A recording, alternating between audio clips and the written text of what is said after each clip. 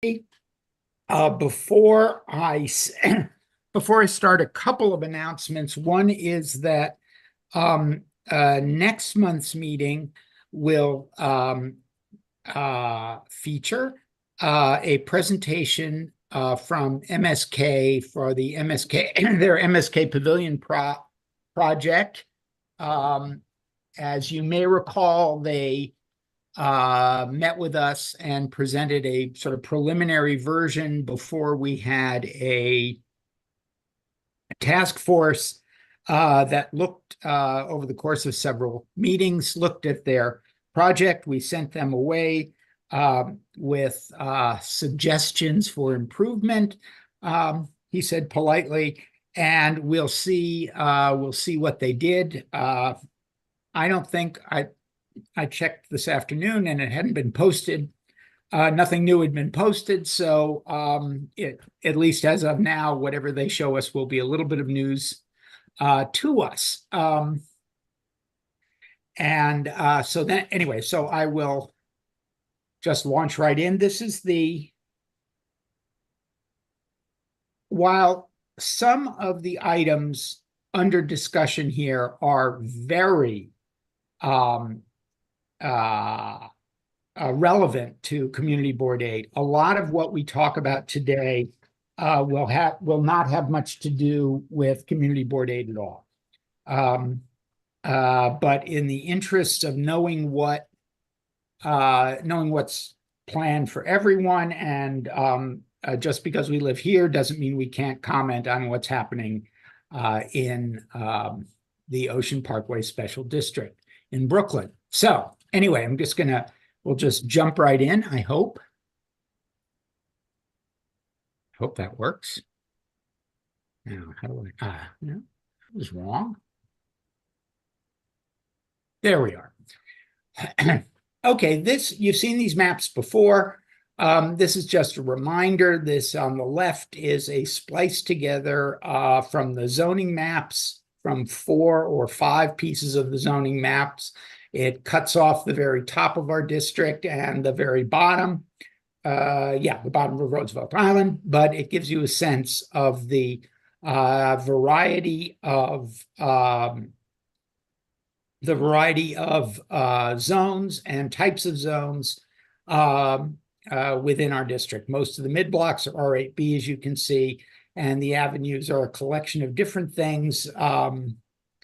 R10, C19, C2, there's a bunch of C2s as well, C28, but just to give you an idea. And then the map on the right is a land use map. You'll be able to see this for the third time in the PDF of the PowerPoint that'll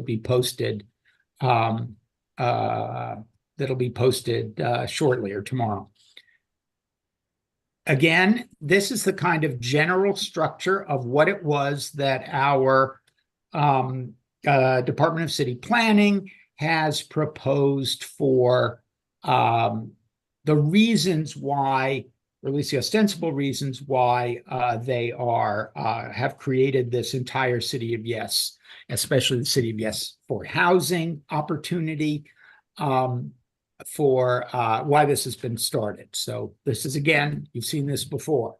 Now we're going to move on a little bit to something a little bit more complicated, and something that does have a lot to do with us, and that's quality housing. The quality housing program was established to the first little piece there, which I will read, is what is in the zoning resolution.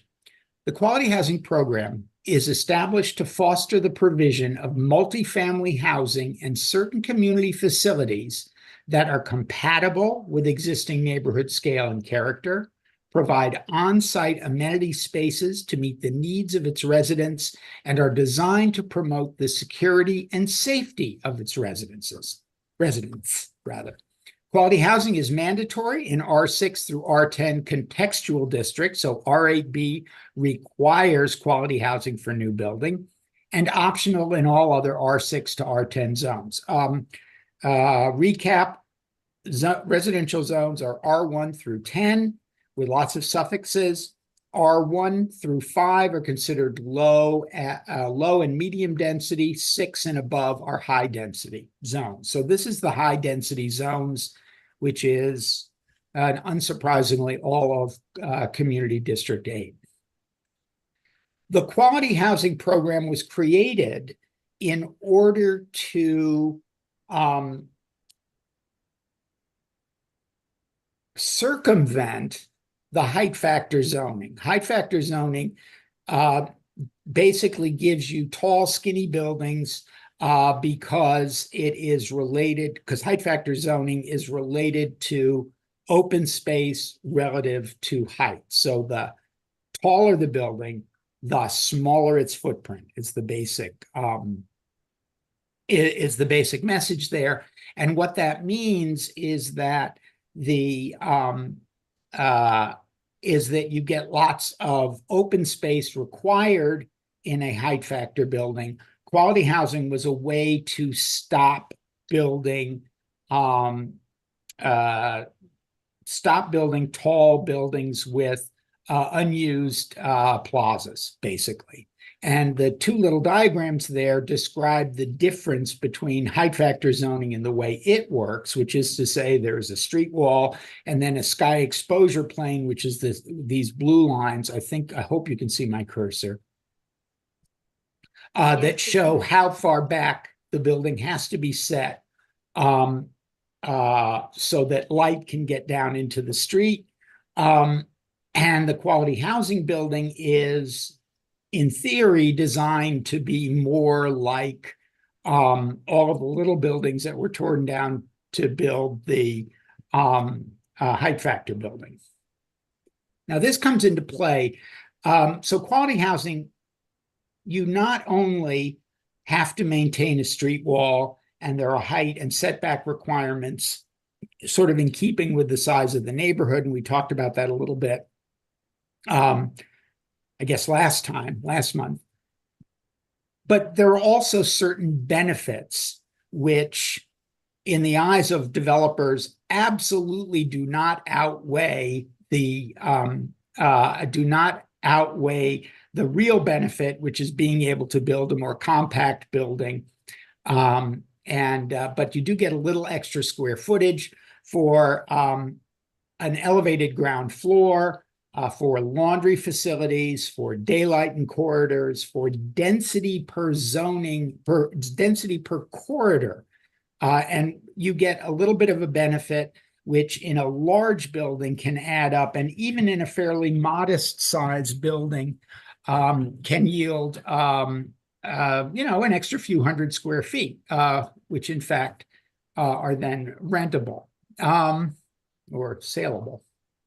So anyway, you'll be able to read these at your leisure, but the point is to try and make apartment houses better, make all apartment houses better, and of having higher quality.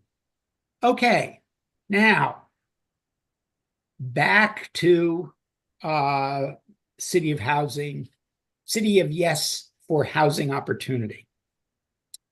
And 1.3, we're still actually on section 1, which is high density. Eliminate obstacles to quality housing development. And this sounds good. And so we skip down to the bottom, and we'll go over these. Remove obstacles to quality housing development on sites with existing buildings. So that would be campuses. And campuses are sites like Stuyvesant Town or the Isaacs houses, where it's a group of buildings on a single zoning lot, and there's space there, and there may be the possibility of putting other buildings there. And we'll get back to yet another problem with this as we move further along.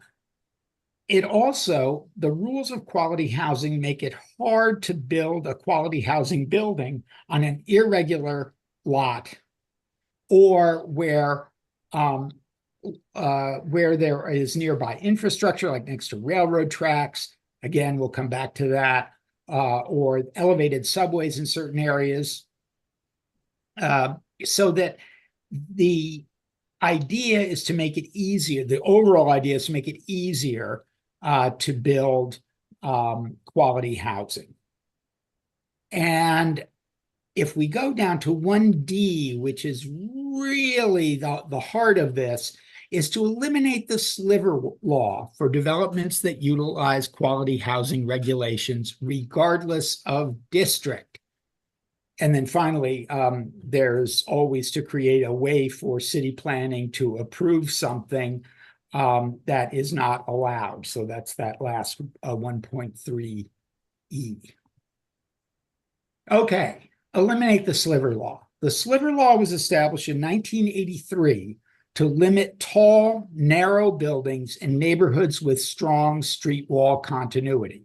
So in the contextual zones, the R72, R7D, R7X, R8, R9, and R10, all those, all the suffixes in those, residence districts and equivalents with a width of less than 45 feet. So if your lot is less than 45 feet wide, the sliver law limits the height of the building to the width of its street or 100 feet, whichever is less.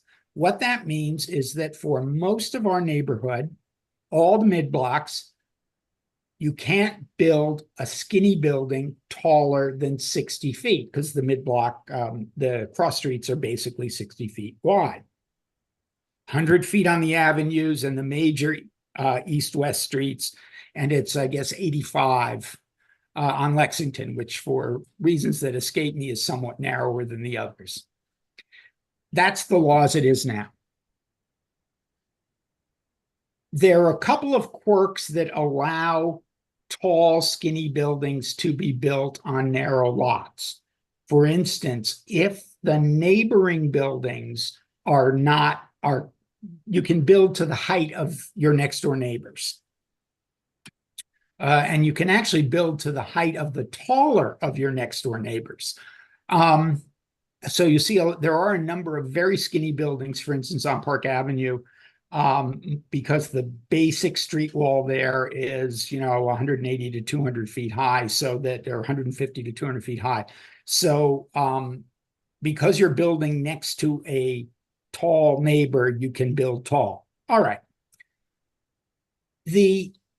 This proposed action would eliminate the sliver law in R8B districts, R10X districts, and for developments utilizing the quality housing option in non-contextual districts, so that you can build a quality housing project, in theory, anywhere in the city. And this may or may not be something that appeals to us. But eliminating the sliver law is, I think, a relatively important piece of this whole, important to us, the piece of this whole thing. So the next section is expanding geographic applicability for adaptive reuse. This is basically to allow community facility buildings and commercial buildings to convert to residential uses. And as you can see with the blue circle on the map, we are part of this expanded geography. And right now you can do that sort of thing pretty much anywhere in lower Manhattan and a little corner of Staten Island and bits and pieces in downtown Brooklyn and Queens. But so this would allow conversions to residential use, or make easier conversions to residential use of non-residential buildings. So this reuse framework would do two things. It would allow conversion to what we would consider regular apartments, what they call dwelling units. Right now, that's all you can do. This new proposal would, in fact, allow conversion to what are called rooming units, which lack full cooking and sanitary facilities, or to community facility uses with sleeping accommodations, such as supportive housing and dormitories, which are currently not allowed. And so the idea is that conversions would be allowed from residential or community facilities, commercial or community facilities to residential uses, but it would allow rooming units to be part of these conversions, which have up till now have been forbidden. Then the last little piece of this has to do with restrictions on conversions in some different C6 districts. And it's basically the same thing, but there aren't any in our community district. So the idea is that you would be able to convert your office building, your church, to residential use, and it would not have to be converted to apartments. Now we move on to low-density proposals. The next slide, not this one, but the one after this, will show us how much of the city is zoned as low to mid-density zoning. And although that it's not that many, relatively speaking, it is, I think, much less than half of the actual inhabitants, but as you'll be able to see a lot of the areas. So the idea is that there are a number of things they want to do that city planning is proposing, which is to allow more FAR, just perimeter height limits as it is. Buildings in these districts frequently have a limit as to how high you can go. It's not really a street wall because it's all four sides. Many of these are freestanding buildings before you have to go up. Adjust yard, open space, and court requirements, increase flexibility to provide off-street parking where it is required or voluntarily provided, and relax minimum lot size and width restrictions. We have some zones that have really big lots, and we'll look at some of those in a second. But first, the map. Now, what the map says here, I don't know if you can see it on your screens at home, but you'll be able to examine it in some detail. And the darker the blue, the more dense the allowable residential use. But you can see that, as I suggested, much of Brooklyn, virtually all of Queens, about half of the Bronx here, and City Island, it looks like, and let's say 2/3 to 3/4 of Staten Island are zoned for single family, two family, and low density multifamily housing. And you can see from my cursor circumnavigating Manhattan that this is not a Manhattan thing, but it is interesting and it is important. And if we are going to increase the housing stock in the city, ironically, this is really the low-hanging fruit. So maybe not from a developer's point of view.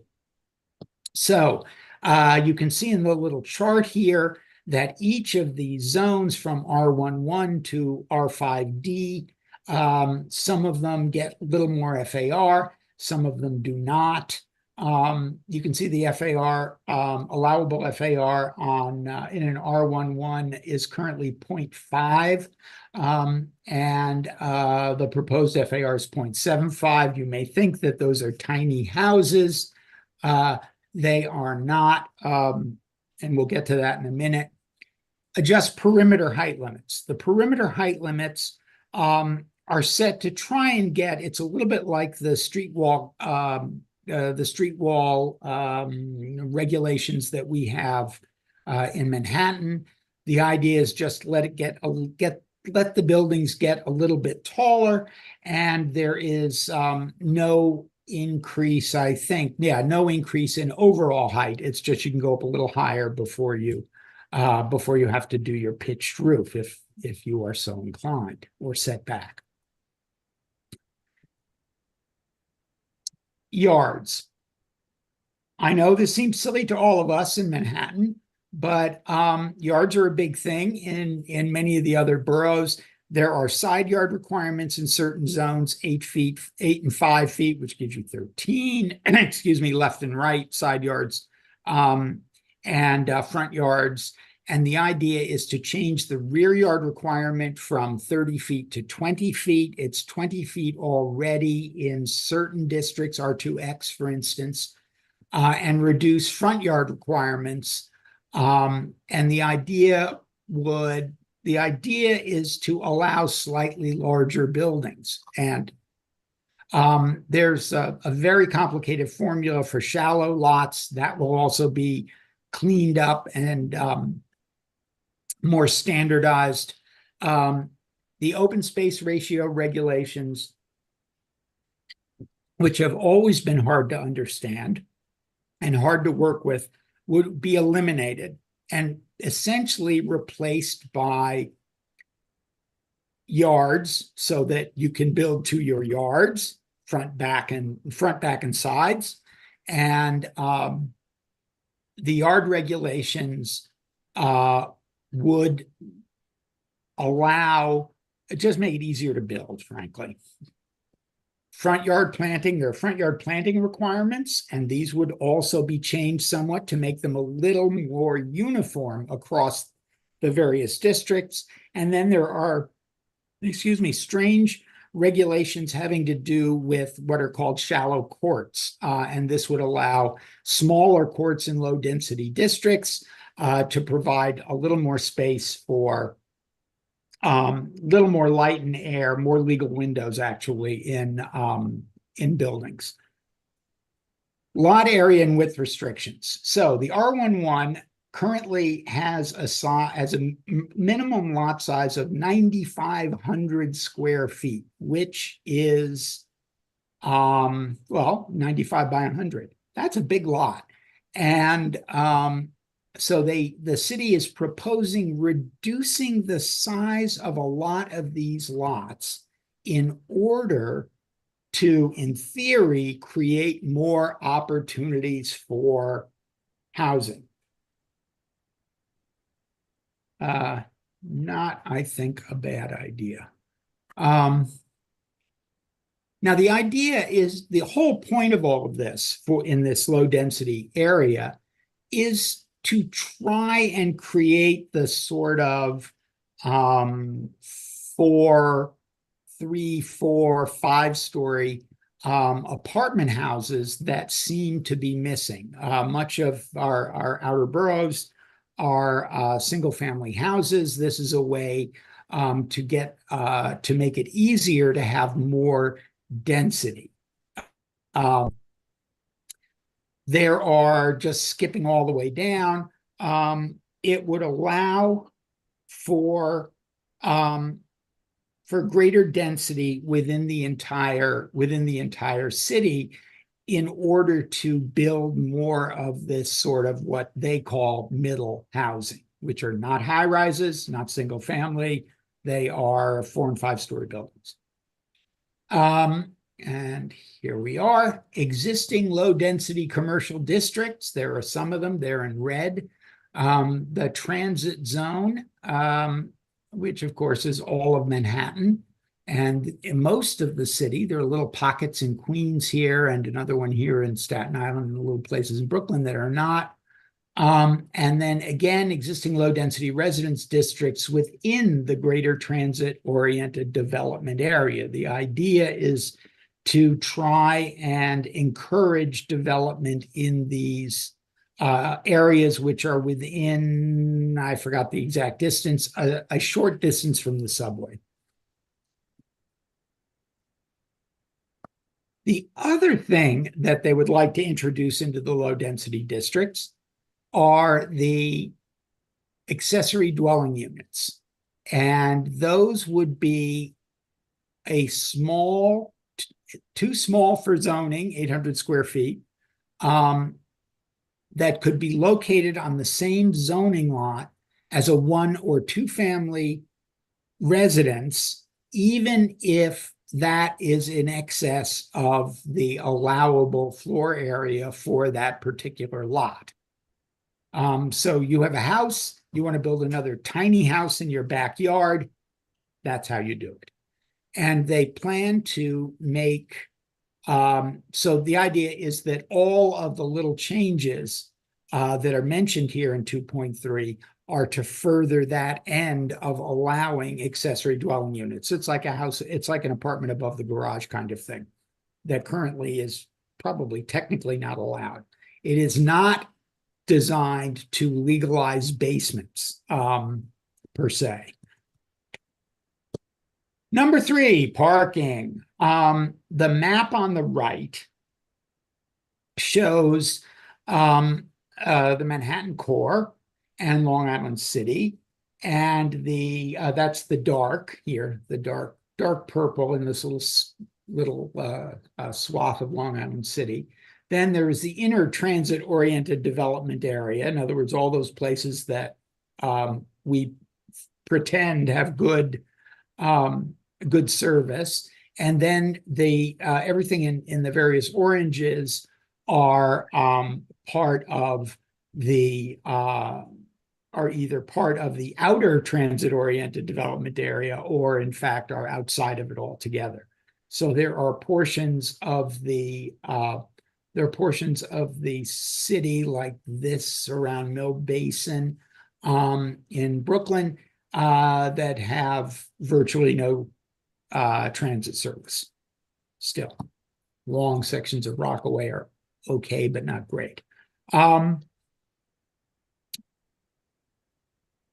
The point is, community districts 1 through 8 in Manhattan, there is no required parking for new housing, and there are limits on how much parking may be provided voluntarily. I should have highlighted that. Under the proposed action, the basic regulations would stay the same in Manhattan, except for this giant chart that is 2 pages in there in the proposal. And this, you can read it yourselves. The point is to make it harder to introduce parking into areas that have what the city considers good transit. And then there's number 4, which is fortunately the last piece of this, which are other zoning changes. And this is a kind of a little bit of a catch-all for other things that city planning would like to do that may or may not help create new housing. But some of these are issues or solutions to problems that have been that have developed in the 65 years since the zoning resolution, current zoning resolution was passed. So the first thing is to create new zoning districts to fill in FAR gaps.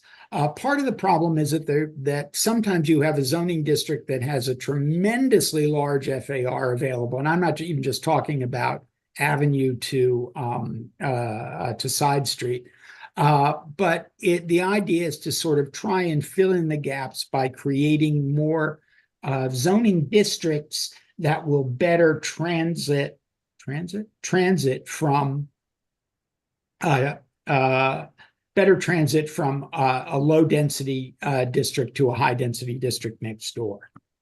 The proposed action would allow a more flexible look at street wall regulation, so that if you have a particular area that has a very strong street wall, let's say that is lower than what is allowed, it will allow the city to say, no, no, you should stay low, like these buildings that are all here. And by the same token, if you have a block that has very tall, has buildings that go beyond the street wall height, the idea is to try and make the streets a little more uniform. And then, so that street wall regulations, base height allowances, the idea is to create a little more flexibility to allow for variations from neighborhood to neighborhood. And the same thing is true of the dormer provisions that are the exception to the mandatory setbacks at the height of the street wall. Oops. Now, there are lots of sites in the city of New York, not so many, I suppose, in Community District 8 that are irregular or are challenged for one way or another. And so the idea would be to provide allowances for a new noncompliance or an increase in the degree of an existing noncompliance, as it is alterations that are to buildings that are not currently in compliance with the zoning regulations. The new bits that you put on, in theory, are supposed to go along with the zoning, not with the existing building. It is required in the past or in the present, it requires a special act on the part of the Department of Buildings Borough Commissioner to allow that. And so you have to show a hardship.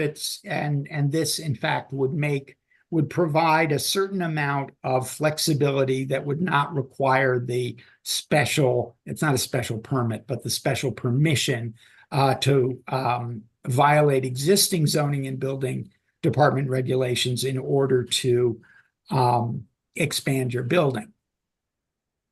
Now, there's a sort of a strange thing, which is called qualifying ground floor regulations.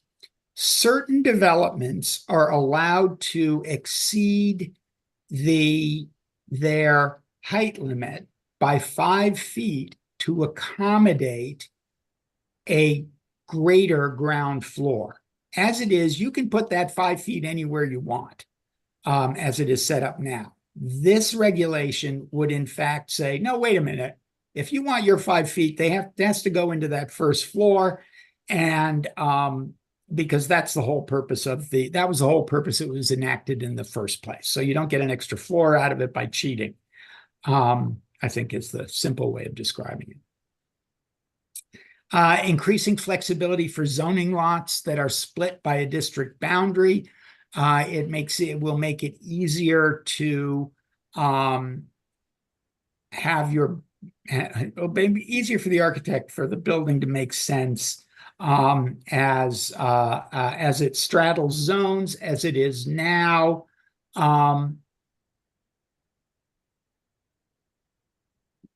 each portion of the zoning lot must comply with either the maximum FAR of the zoning district for that portion or the adjusted maximum FAR, that is the total area divided by lot area, whichever is greater.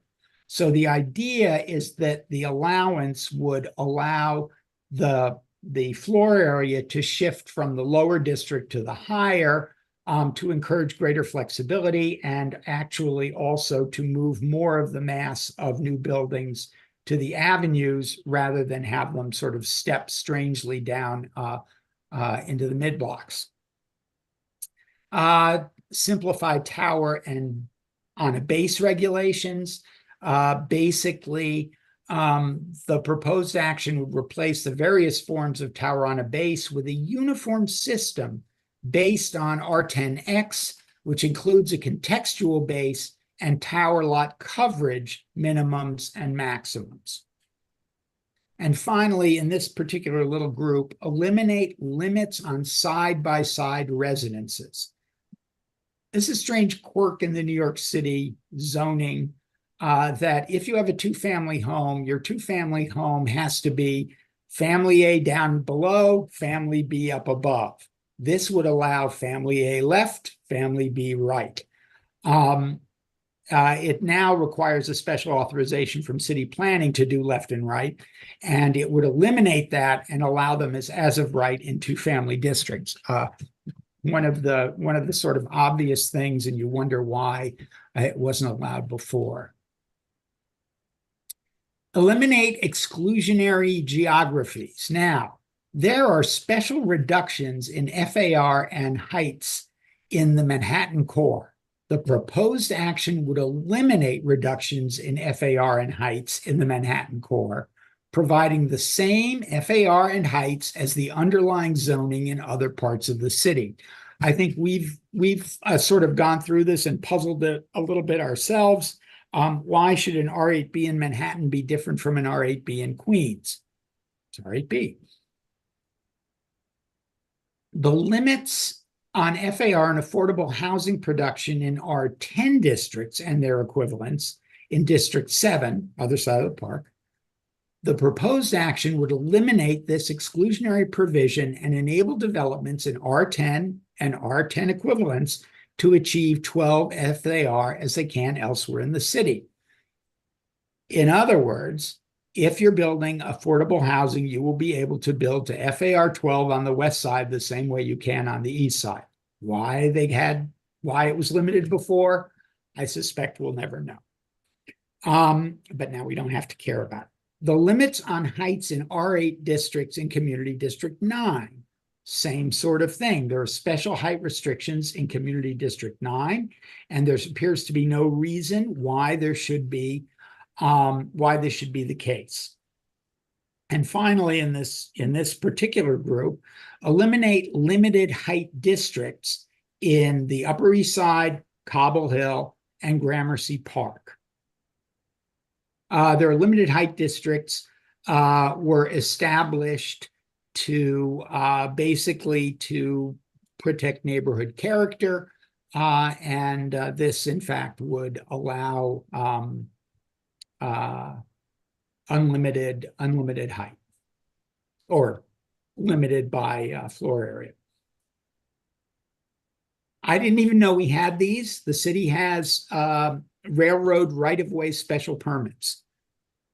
Basically, this doesn't change anything functionally, and probably doesn't change anything for us since we have no rail, maybe Park Avenue underground. But the point is that if it makes it easier and more uniform to build on what is a railroad right-of-way. This is sort of like Hudson Yards kind of problem.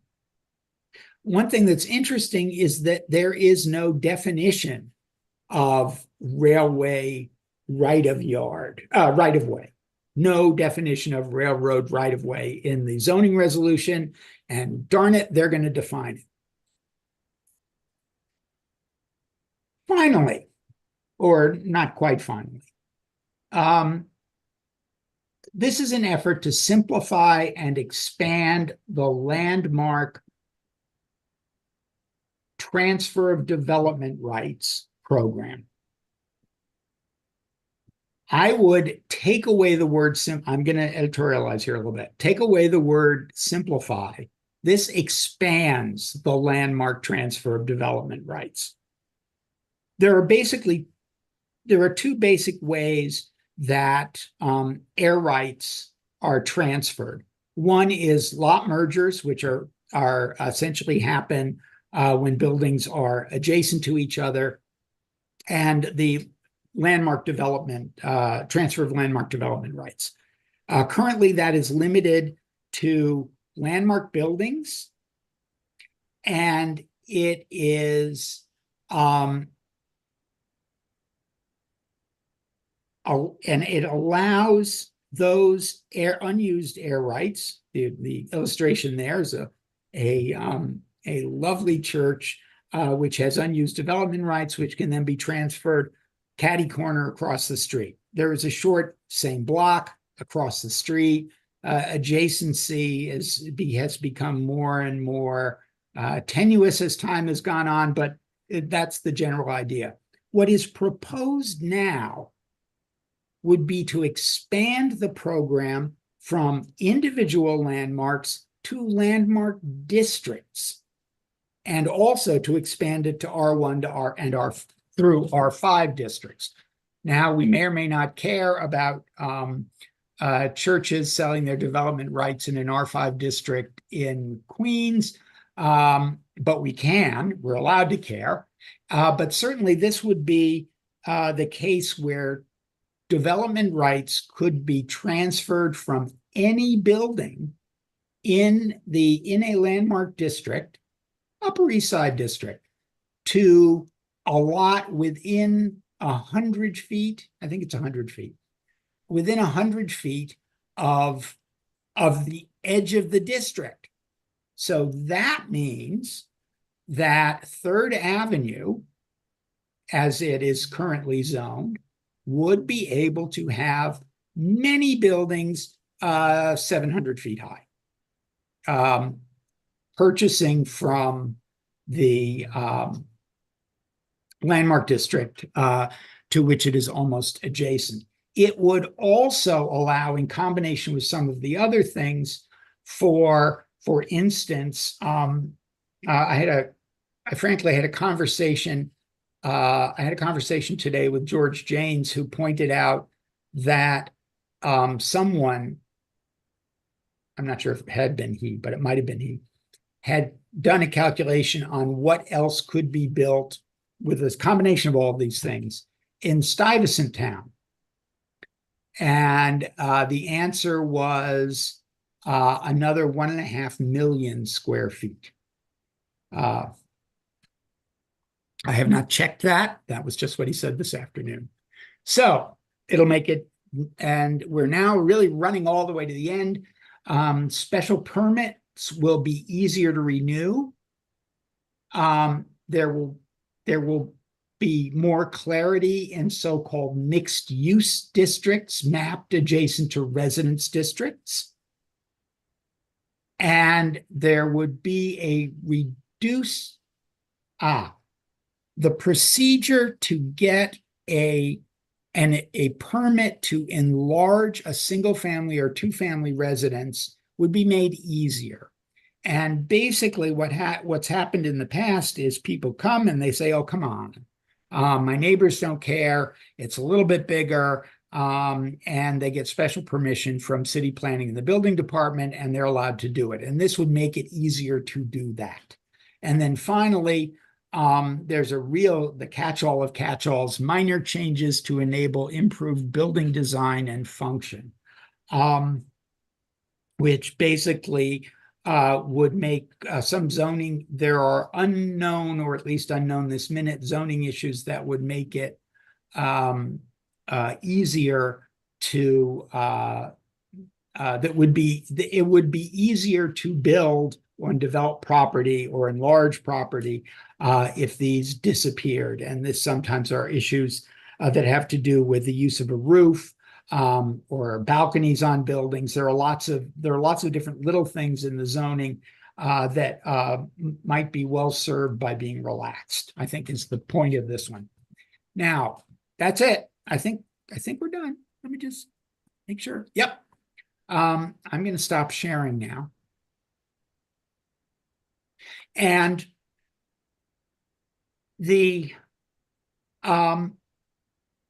so we're going to have our discussion this evening.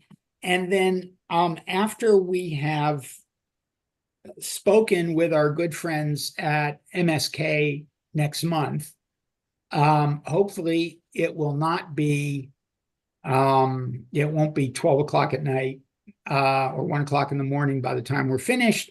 And we will do a quick recap so that this committee and whatever members of the public are here can quick recap of the City of Housing, City of Yes for Housing Opportunity, so that we can then, this committee can then report out to the full board in May,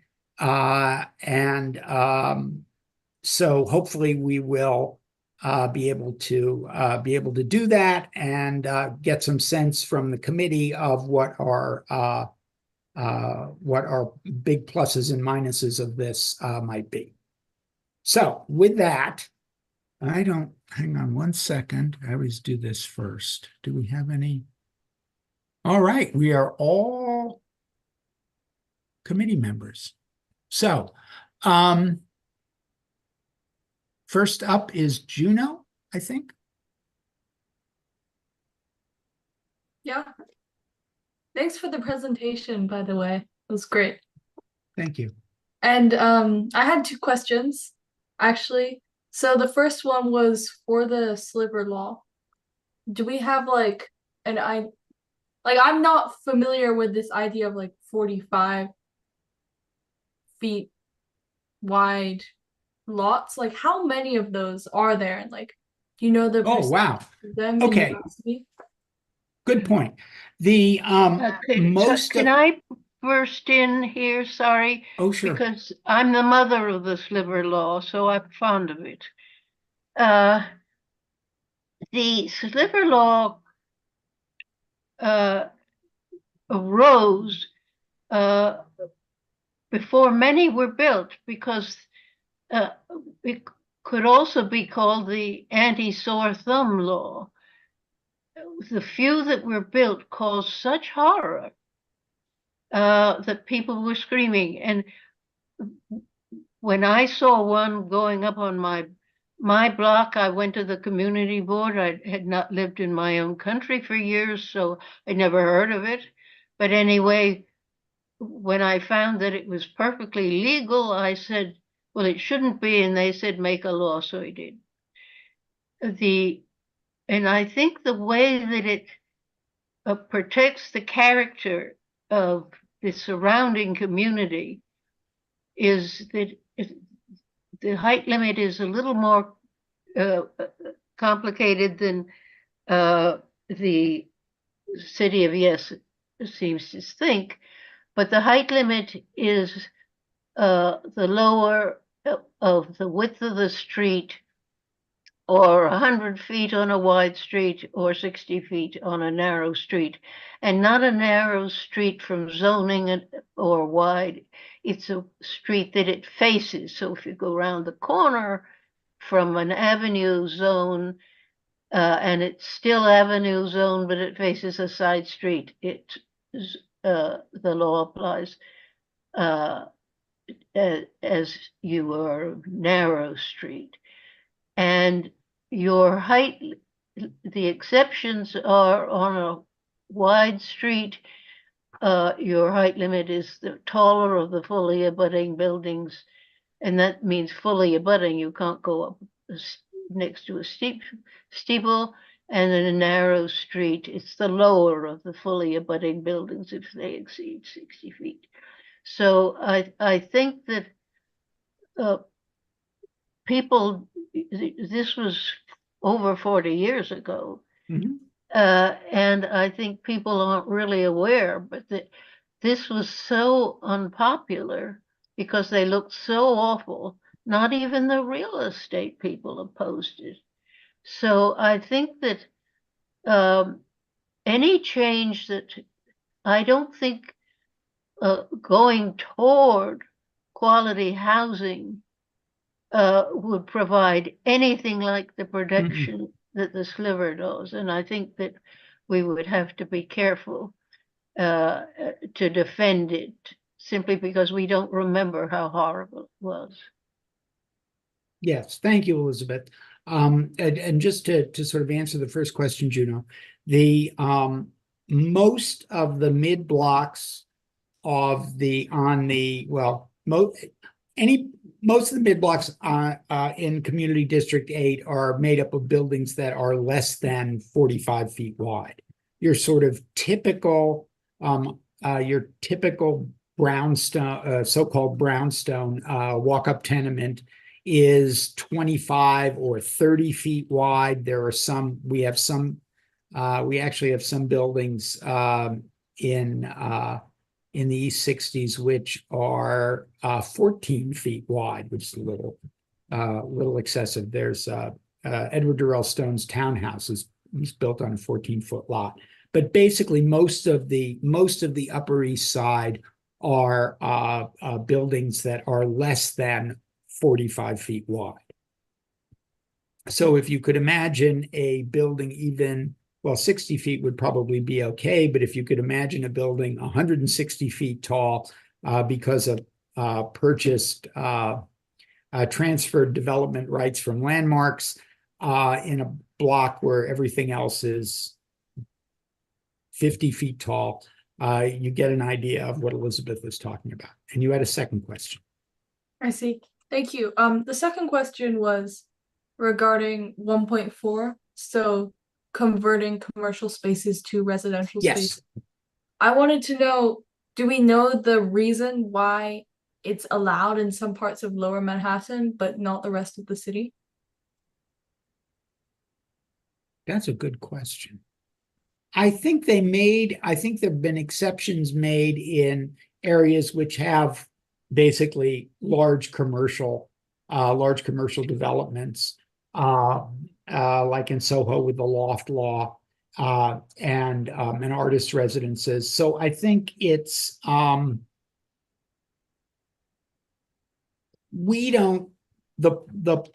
part of this about converting commercial buildings to residential is probably less applicable to us than perhaps some of the community facilities, churches, things like that. But I don't know why. Okay, thank you. Thank you. Next is Adam. No, Elizabeth Rose. Sorry, Adam. You're next. Next. I actually thought Adam was ahead of me, but I'll You go appear ahead of her. forward. I think he checked off. I think he put his hand down and then put it back up. There you go. Okay. Yeah, I'm going to just start with some questions or comments on the low density districts first, because while it doesn't affect us directly, there is so much in all of these proposals that are so heavily targeted at sort of creating unlimited height, unlimited size buildings in our neighborhood that I feel like, and I'm sure people will say, yeah, great, go do that on the Upper East Side. I feel we have the right and opportunity to speak about the low density neighborhoods as well. I am struck by the changes to single family districts to allow for greater FAR in general. What they're effectively saying is you can just keep building bigger and bigger single family homes in these areas, which seems to me to be completely counterproductive to what City of Yes is overall trying to achieve. And so I would love for us to lob in comments to the effect of, you know, the goal of all of these regulations should be to encourage multifamily housing. But it looks to me like the only thing in all of those single family housing districts, all they're doing is allowing bigger and bigger housing. And maybe if you want to put in an accessory dwelling unit, and that the real answer is, how do we convert single family districts to 2-family districts or 3-family districts? And even the reductions in the required lot size, that struck me as it's not even necessarily enough to allow for lot splitting. So let's say you have a 9,500 square foot lot, and with the new change, can you effectively, for all of those changes, can you effectively split a single lot into 2 lots? Or do you need 2 adjacent lots to split into 3 lots? No, that was 1 to 2. So they're all 1 to 2. Okay. Yeah, some of them aren't quite, but you're right. Certainly the biggest of them, the R11s, where 1 goes to 2.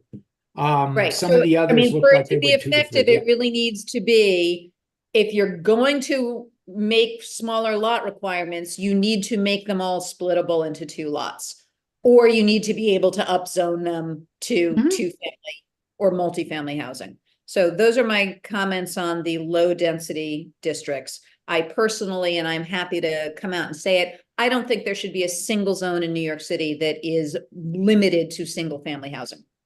It is just antithetical to the notion that we are in a large city. Everything should at least allow multifamily. If you're rich enough to keep your single family house, great, have at it. We have that on the Upper East Side in the form of single family brownstones and townhouses. That's fine, but nothing should be required to be a single family house. Okay. You hit upon what is, I'm sure for many people, a big red flag, which is that whatever limited height districts that exist on the Upper East Side would go away. Do we have a clear map and understanding of what those districts are? Because I think that is a tool that we all need to understand this, but that the general public really needs to understand as well, particularly since it seems to be so deeply buried in the text. Yeah, they show up on the zoning maps. We need, I'm making No, a very I understand. Yes, we need a very specific map that says these areas are height limited. They will no longer be height limited after this. And I think the biggest message that I imagine many in our community would say is, to use your Third Avenue example, the ability to transfer air rights, unencumbered by the sliver law, unencumbered by height limits, will create monstrosities. And so as the city moves more and more towards encouraging quality housing and contextual envelopes, there needs to be the counter shift. Because what it seems to be happening here is a general elimination of any height restrictions while simultaneously saying we want more quality housing. But those two things are effectively counter to each other. And so to the extent that, I think there is some value in potentially expanding, for example, the ability to sell air rights from a landmarked location, there still needs to be a countervailing limit on the periphery and just outside of that. Otherwise, it becomes a dumping ground. And I don't think anybody wants that. And then my last question or comment was that at some point very early in your presentation, you talked about quality housing programs in such a way that it raised for me the question, how or under what circumstances or in what ways would a quality housing program building be bad? There was clearly an implication early in your presentation of we may not want this, and it was about a quality housing program component. And I don't know specifically what triggered the question, but it said, from my understanding, in what ways would a quality housing program building be bad? Oh, it isn't. I think it's generally the preference.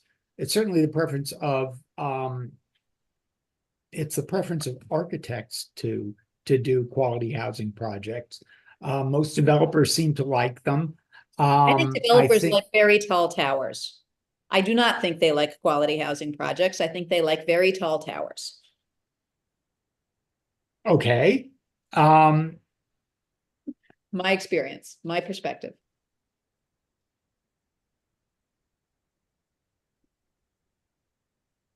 Okay. Okay, that was my questions. Thank you. Okay, and thank you, Elizabeth. Great job. Thank you. Can I also just mention something about the current state of District 8? With the exception of 1st, 2nd, 3rd New York, every street and avenue in District 8 has a height limit. So whenever you take out a height limit, you're affecting this. So this materially affects us tremendously.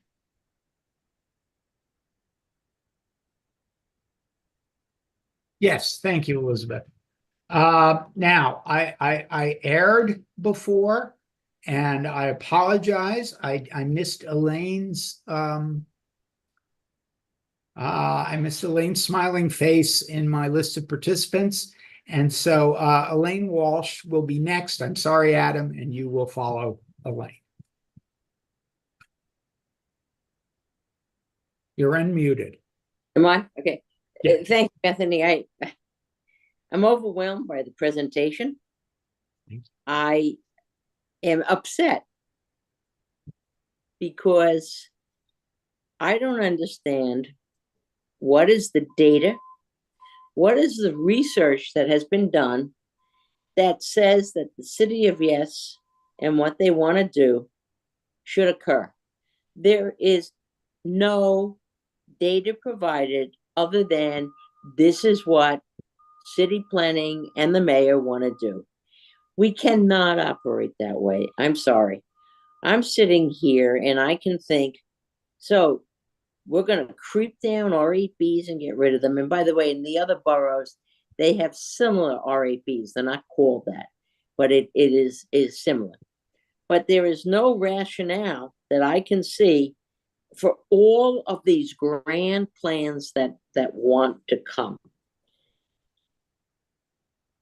I think what's happening when I'm only going to point to one because I think there's a lot of it, is the transfer of air rights with churches or religious groups or whatever.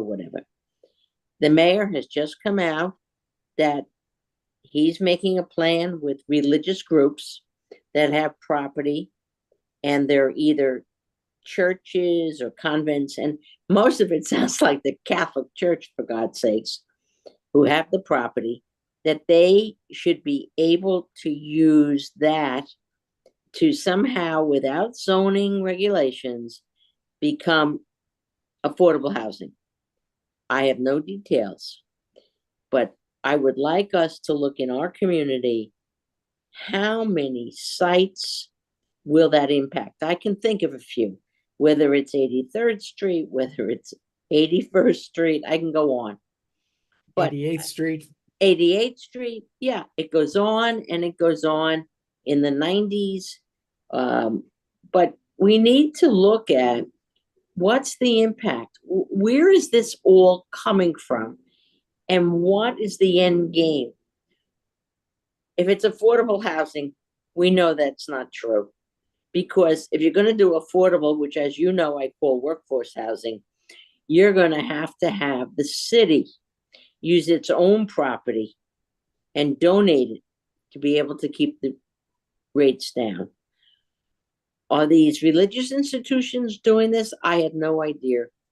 But, to have these plans all over the place without any research that's been done, other than some people at city planning saying, oh, the mayor wants this, let's do it. So I leave you with that, but I am totally opposed to what's going on now. I'm very concerned that we will become a sunless community.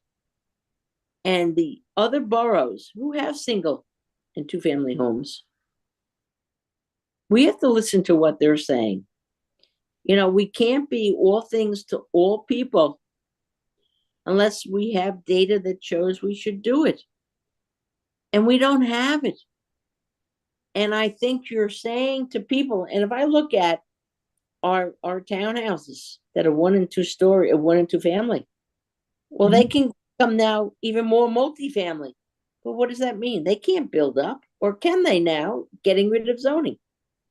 So I just want to be clear that we look at what is being put before us. Where is the data, the research that would improve living conditions for all of us in the city? And the mantra of workforce housing is not the answer, because the city needs to do something. And I don't want to see so-called tax abatements for developers, because you and I wind up paying for the abatement. And I'd like to look at what Liz Kruger's concerns are with rebates or subsidies. I'll leave you with that. I'm just flummoxed about the whole thing. Thank you. That's a good word, flummoxed. Thank you, Elaine. Now, Adam. Thank you, Anthony. Presentation was great, as always. Thank you. 2 comments and a question. The first comment was, with the elimination of the sliver law, potential elimination of the sliver law, one thing it does do is it gives more power to those folks who own less than 45-foot wide sites on the avenues when the developers do come knocking. Because the thinking now is, oh, you can't use your air rights, you're less than 45 feet. Might as well just sell them to me. I'll make better use of them than you. So it does give them a little more power, A. B, with the limited height, is that pre-RAB? Because I think all the LH1s and the LH1As are in RAB or RAB equivalents. So I think now that it kind of, the elimination of the LH1, the LH1A may not matter that much, I believe. I'll have to check the map, but I believe they're all. Yeah, that I think just they're all sort in of RAB or superficially, yes. yes. And then my last question is, maybe you don't know the answer to this, is the increase in density for an R5, for example, is that intended to replace R5 infill, or is R5 infill still going to be a thing? No, R5 infill, I believe, is still going to be a thing. So would that mean that I could take my 1.65 R5 infill and add another 25.25 to it? I believe so. Interesting. Interesting. Okay. I mean, That's I think, frankly, I think the idea is to try and if we're to look at sort of an overriding thing, aside from wanting everyone to have to increase their density, I think the idea is to try and push as much of it as possible onto the lower density areas. Mm-hmm. Okay. Thank you. Thank you, Adam. Oh, and one other thing is that by the time we meet at the end of April, there may be more or better language on what they are in fact exactly planning on doing. So this is a little bit of a kind of speculative thing based on the initial submissions last fall.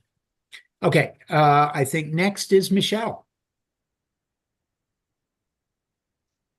Thank you, Anthony. And it was a fabulous presentation. Thanks for your hard work in that effort. I really appreciate it. Well, I've said it before. I think this whole thing is quite arrogant because of the breadth of it all, that somehow the powers that be felt that they could actually overhaul the entire city. The zoning is basically what keeps order in the city. And they haven't just examined it or attacked it piece by piece, but they have in its great entirety. And I think that is very unwise. I also wanted to call attention, though, and I'm not prepared to speak about it because I haven't done the research, but I think we all should, and that's the federal bills. You know, there are many federal bills that are addressing local zoning.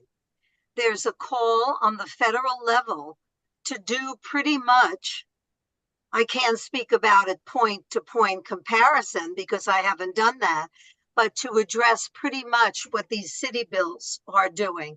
And that is to eliminate some of the more restrictive zoning laws, and with, I believe, special attention to single family home zoning. So I think as a committee, we probably should look into the federal bills and see how they compare to these, because if it's true as in other bills, federal bills, state bills may in fact usurp city bills. So I think we should know what we're dealing with. I heard nowhere, and I don't think it's addressed anywhere else in other parts of the presentation, not the housing part. I haven't heard anything about supportive infrastructure.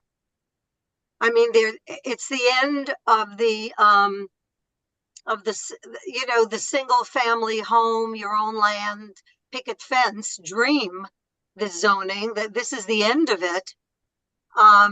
And so with all of the encouragement of multifamily dwellings, I saw nowhere in any of the 3 parts of the City of Yes plan dealing with infrastructure to support this increase in population. I also wanted to say they're quite misguided about parking. The concept being if you eliminate it, then you won't have cars. No, you eliminate it and you just have more and more congestion and a bigger frenzy on the streets.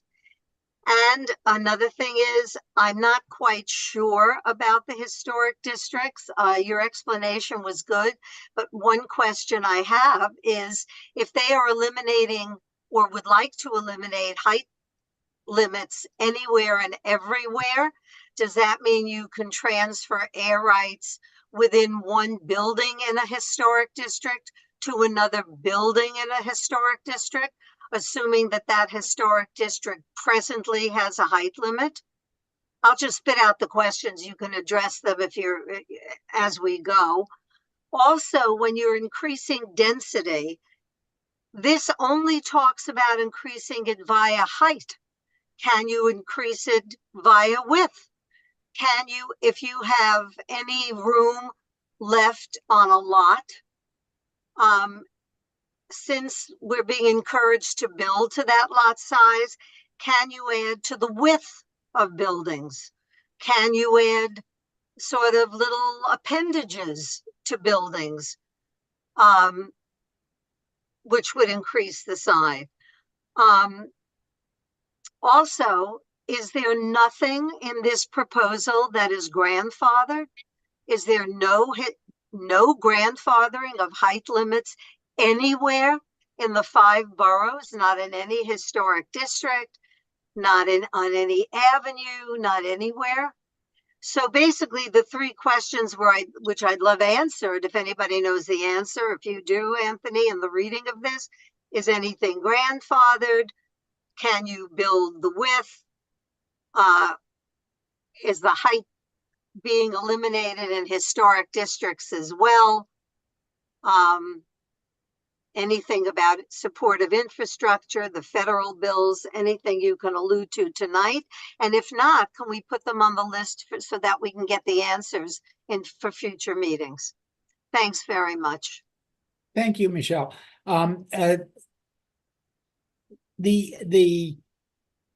If you think about most Manhattan buildings, most of them are built to the maximum the footprint allows. So there's no place to go but up. The rear yard is being rear yard regulations and yard regulations in general are being relaxed for the lower density, but there's no mention of them for us, let's say. The other thing about I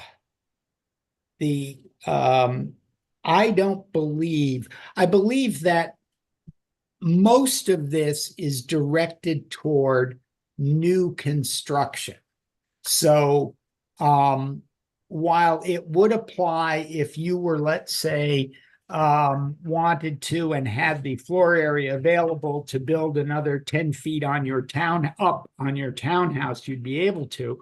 But most of it is really intended for new developments, which is to say that everything that's already there is already there and is effectively grandfathered. Now, removing the height limits, let's say, if there are any, let's say the limited height districts or whatever, the zoning in the underlying zoning within the district would govern, but it's for new development. So the idea is that it's not saying that everybody can, even though that's what they do, everyone can do rooftop additions on their buildings in historic districts, which is most Yes, of but they what have to have approval. Does this, Well, they'll still does have to this have become approval. as of right? Does this become as of right? No, it does not become as of right. They would still need to have approval. It might stretch how much they could ask for from whatever the underlying zoning is now to later. Let's say if it's R8B, the R8B goes up by, what was it, 20% if you add affordable housing, and these are for new developments. So for existing development, existing buildings in historic districts would not be affected. I But guess for is the example, simplest way of saying Anthony, it. yeah, thank you Yeah. for that. For example, and oftentimes, as you well know, on the Landmarks Committee, rooftop additions come before us for approval. Right now, they are not as of right. And there's a whole list of criteria that we on the committee use in order to make a decision as to whether or not we should approve these. One of this is the sight line. Is it visible from the street? Is the design of it contextual? Is it correct in the district? Now, if a lot of these requirements are not under consideration or not considered to be valid under the new laws, it will take away while the issue might come before us, we may be limited in the rationale that we can use in order to disapprove. No, that won't be the case, because we disapprove things, let's say, because of sight lines. I apologize for those who aren't also on the Landmarks Committee. When we look at things for sight lines, can you see it from the street? Can you see it from the public way? What is it doing to the neighbors? Those are landmarks considerations, and those are not affected. It is those remain superseding whatever City of Yes comes up with. The only thing would be if somebody managed to tear down a no style apartment house in the Upper East Side district, let's say the one across from the old Whitney, and then wanted to build a building that also had affordable housing. They would be able to build to FAR 12 by the zoning. Now, landmarks might not allow them to build it, but I'm just saying that, and that's where that's where we would be able to speak to. So do you consider our landmark districts threatened by this law? No, only insofar. No, I do not. Only insofar as the neighboring lots, let's say Third Avenue, perfect example, by purchasing development rights from landmark buildings within the landmark district, would be able to build very tall adjacent to the landmark district. But I thought you said it had to be within 100 feet of the landmark. Well, yeah. Well, 100 feet, that's pretty close. Okay. All right, those are my comments. And can we look into the federal bills? I think we should know what they are. Okay, great. Thank you very much. And again, a terrific presentation. Appreciate it. Thank you, Michelle. And now, Marco. Good evening, Thank Marco. you, Anthony. Thank you for the presentation. Well, let me of the lot. In 1911, the commissioner plan create the traditional lot of 25 by 100.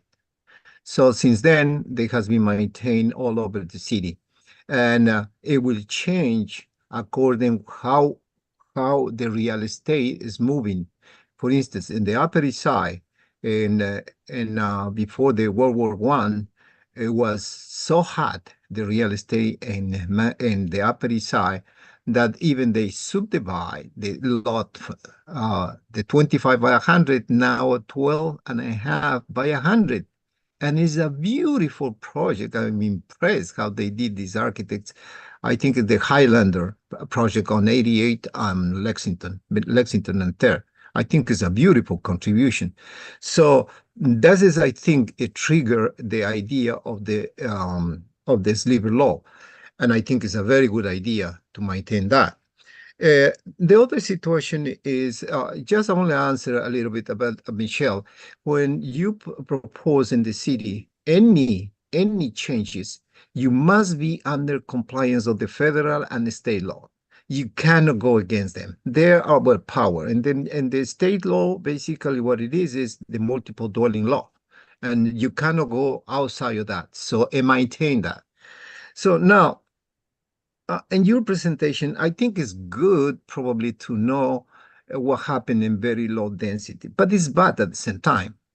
It's good because it tells you that the lack of understanding of city planning, because when they say the church can build more housing, how are you going to put a church to become a real estate business? They have two different kind of business. One, they sell the word of the Lord and then become the leader of the money. So it's two two different issues, and I think it's wrong in the direction.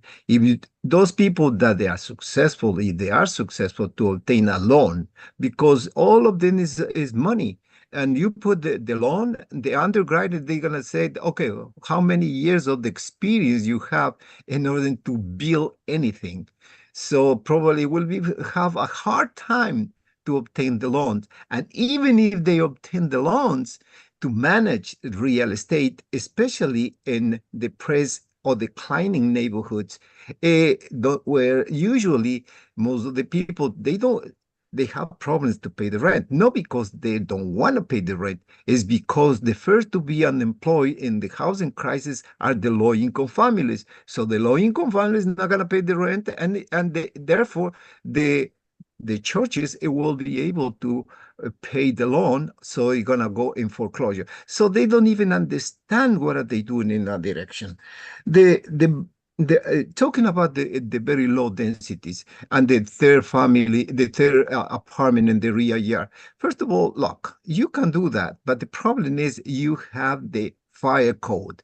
The fire code, it will limit that part because you will have a frame construction, which is a very high, and all New York City is almost a fire district.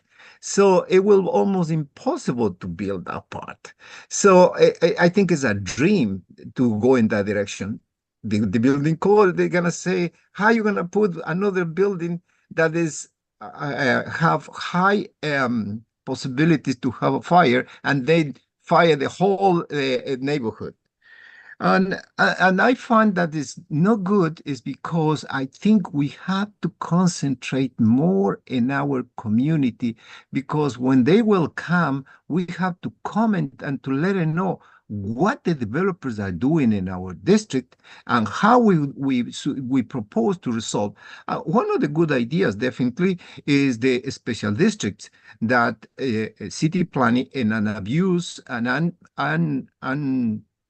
unlawful, they deny to continue to receive an application because their role is just only to receive the application, and the commissioners, they have the right to disapprove or approve. So I think it's wrong in that direction, and that's what we have to start fighting. I think the special district, even that I a little bit disagreement in some part, but it makes a lot of sense. Controlling the high, I think, is extremely important in the Upper East Side. Now, talking about the densities, the biggest problem in the community board, in our community board, is the developer, they don't build 100%. Why? Because they don't make money building 100%. They make money building low density. So that means they rather to build 100%, they build between 25 to 54%, as my studies demonstrate that part. So the issue is you don't increase housing. The point that I'm trying to reach is the deficit of housing. The deficit, we need to keep producing more housing, regardless whatever the status is, because in some way they contribute in the development of the city. And that is the biggest problem of this proposal. This proposal is a nightmare because in our community we had a bad experience with city planning. City planning create the famous POPs, and the POPs, the intentions, I really love it, and I think it's a great idea. But in the way that they enforce, they create a nightmare, a completely wrong idea. Most of the tall buildings, as a matter of fact, in my study that I did on the special districts on the third, first, second, and first and York Avenue, demonstrate that almost 35% are POPs that go beyond 210. And then we have other buildings that go beyond 210, but they has been producing affordable housing, which basically is limited the production of affordable housing, which evaporate after 25 or 30 years, which is basically, in other words, we produce something and you vanish completely. And let me talk about a little bit the community facilities. The community facilities in our district, and that's what we have to target. In our district are hospitals. Indeed, since 2008 that I joined the community board, all the discretionary actions most of them are exclusively for the hospitals. And all of them, they have free air rights. And not only that, they have free air rights above of the FDR.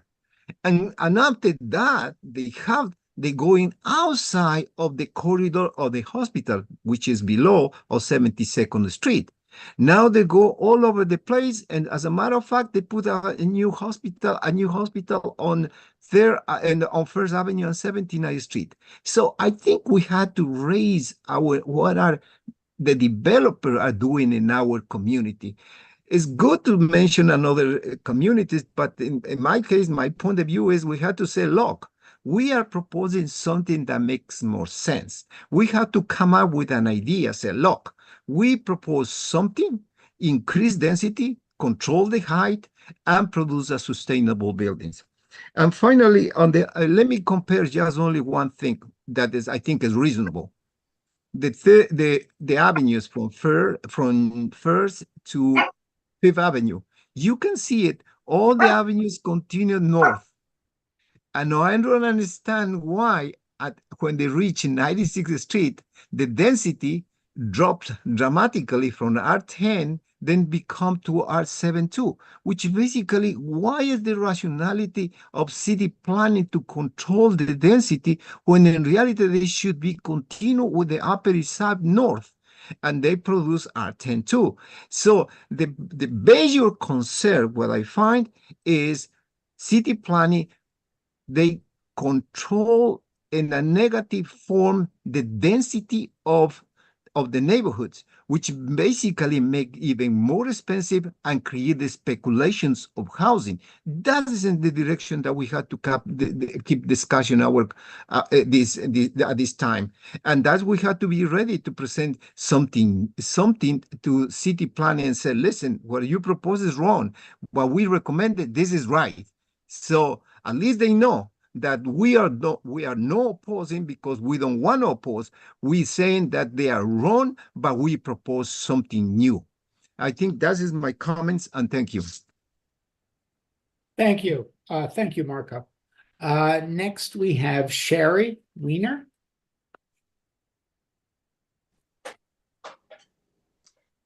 Anthony, thank you for your presentation. I think had you not gone through it, none of us would have any idea what was going on. You know, it always amazed me that the city never had an overall plan. I mean, every small town has a small plan, but I guess this is what we're trying to do now. But am I correct? The last administration came up with a zoning plan, and as soon as the administration changed, that all went away. So I just say that as a caveat. If Mayor Adams doesn't get reelected, we may be going back to zero again. The specific question I had, and I'm really following up on what Elizabeth Rose was saying, at 4.8 D, it talks about eliminate limited height districts. We have been working on this 210 height limit. Does that specifically indicate a policy where they're not going to allow height limits? And if that is so, I think we should very strongly comment that we want the height limit on first, second, third in York the way it is on the. I think we have to put that out specifically. We've been working on it. We have a resolution on it, and we've been trying to get support. So whoever is writing this up, please make a note that we want to challenge that, and we do want height limits to preserve our neighborhoods. So that's my thoughts. Yes, thank you, Sherry. Alita. Thank you. And thank you for that presentation. It was very helpful. I'll just echo everybody else. So I have some questions and some comments. My first question is, do we know what the elected officials, Keith Powers and Julie Menon, think about all of this? Second of all, why is the Upper East Side and Cobble Hill and one other area being targeted for getting rid of height limits? The Upper West Side, and I don't think that we should get rid of height limits anyplace, but the Upper West Side is zoned all up Broadway between 70th Street and 96th Street, I believe, Amsterdam Avenue, Columbus Avenue. You can actually see the sky there. The same in Chelsea, even on 6th Avenue, where there's a lot of new development. The same in many other places around Manhattan, but yet they want to strip height limits from us. Again, it feels like the Upper East Side has a target on our back.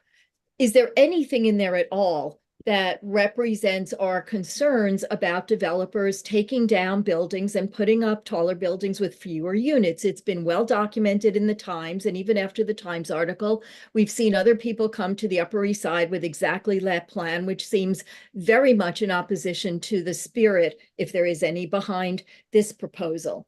I don't understand how it works with the mayor's proposal to eliminate environmental review of lower height buildings. There should be something that has the intersection of all of these proposals together, because I believe the mayor is trying to get rid of environmental review for buildings under 25 stories. That is an issue, and that should be in here. There was one provision where if they comply with certain rules, and then they didn't even specify all of them, they get more height. And one of those was complying with the ADA. Isn't that required that they have to comply with the ADA when they're building buildings? And yet because they comply with it, they get more than if they didn't, which they're not allowed to do. So I don't really understand that at all. The West, in trying to change the rules about irregular sized lots, isn't that something that the communities fought for after that building? I think it's on West End and 70th Street, cobbled together a whole bunch of irregular sized lots to be able to build a very, very tall building. And the DOB came back with rules and said, you can't do it this way. And then there was a question of whether they'd have to take down some floors. So now we're going to lose that protection as well through this. Yes. The idea, yeah, so that's a problem too. Then I wasn't clear on whether the 20-foot new rear yard rule applies to landmarks or historic districts. It doesn't? No, it will apply to zoning districts which are R1 through R5 only. Okay. Not us. Yeah. Okay. Thank you, because that would be an issue. what we saw with the Friedland building on 94th Street is the ability to put pressure on developers when they have a limit. We were able to we asked for 30% affordable housing. Julie Menin made a big point at the board meeting last week about how she was able to get that and even more from the developers because what they wanted was so extreme. If there are no limits, there is no leverage and they do what they want. And what we've seen is no affordable housing. So I have zero reason to believe that any of this will bring in affordable units. Third, or I guess I'm way past third, in the South Street Seaport, you could see that there have been a lot of concern about a very tall building that Hearst wants to put in a parking lot in a historic district that Landmarks apparently approved and city planning apparently was approving. I think it was 100 stories within the bounds of an historic district. So I don't believe that anything actually will continue to apply there or that will be protected in any way. And it may be an answer to Marco is the idea that the city build its own affordable housing that is permanent. They're talking about putting in affordable housing on a lot in the West Village, but not even permanently affordable. Scott Stringer made a point of talking about how the city owns so many. He talked about 1,000 pieces of land that they could build on. We saw this with Mitchell Lama. We saw this with Co-op City and other places, that there were Parkchester, that there was, I grew up in the Bronx, so I know those, that there were affordable units because they were put up by government entities. There was just a huge article in the Times about Paris. We're not Paris, but we're also not Hong Kong. And the idea that the city will be filled with these massively tall towers and nothing else is just strikingly upsetting to me. I actually do lose sleep over this. So I think that maybe that's an answer, is to encourage the city to actually do its own construction and stop relying on the private sector to do something for the good of the community when the profit motive seems to drive all. And then finally, whoops, what did I forget? I think we're not, so in the article about the city building affordable housing in Paris to eliminate a lot of the concerns that we've been talking about, a lot of the language in that article applies very much to New York about preserving small businesses, about community facilities, about retaining neighborhood character. And those are lessons that we should be learning, not what's going on in Hong Kong, which I'm afraid is the only message that's going to the mayor or whatever the people he's supporting by this are asking for. There needs to be an alternative, and the alternative maybe is for the city and the state to take on the responsibility for this themselves. Thank you very much.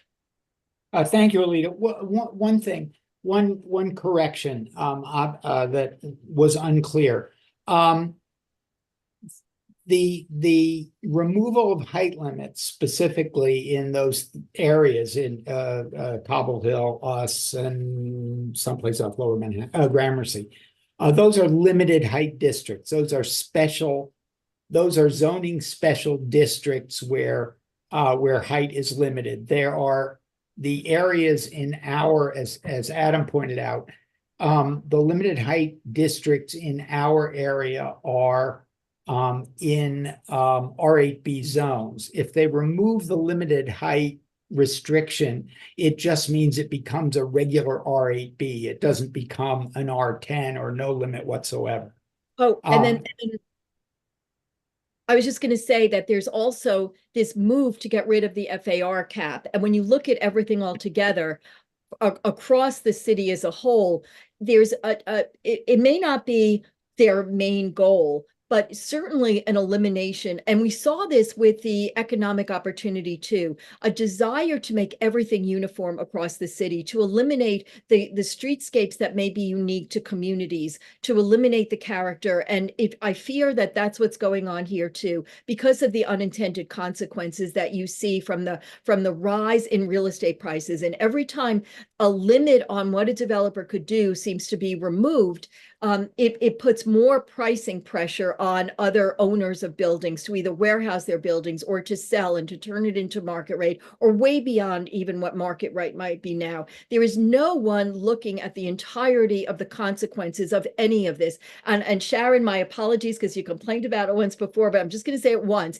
This is just way too much for anyone to have to do all at once and to be able to have to not only consider every one of these changes, but the vast, far-reaching effects of these changes on every corner and every aspect of life in the city, from school seats to transportation to sanitation to character to all of that. I will stop there. Thank you so much for letting me speak. Thank you, Alita. Sharon, I'm going to skip you and come back to you sort of as the at the end-ish. So next we have Valerie. Well, thank you, Anthony. The presentation was super. So I don't want to touch on really anything that people have talked about before, but I think part of, and maybe this is because of where I grew up, but I mean, part of the city of New York is the difference in neighborhoods, and some of the character of neighborhoods is really an outgrowth of what is there.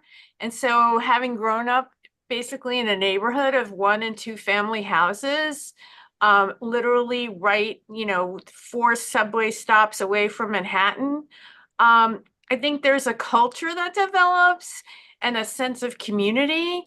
And even further out in Queens and St. Albans and neighborhoods like Corona or St. Albans, where people have the ability to, working class people, not just people that can afford a $20 million townhouse in Manhattan, have the at least if they don't have a fundamental right to have that kind of housing and to maintain the type of neighborhood that creates and the type of community, we should at least kind of listen to that. I'm not saying that multi-family housing, I mean, in our neighborhood, we did have multi-family housing, but it couldn't be put right smack in the middle of 2 family homes. It's a different kind of zoning.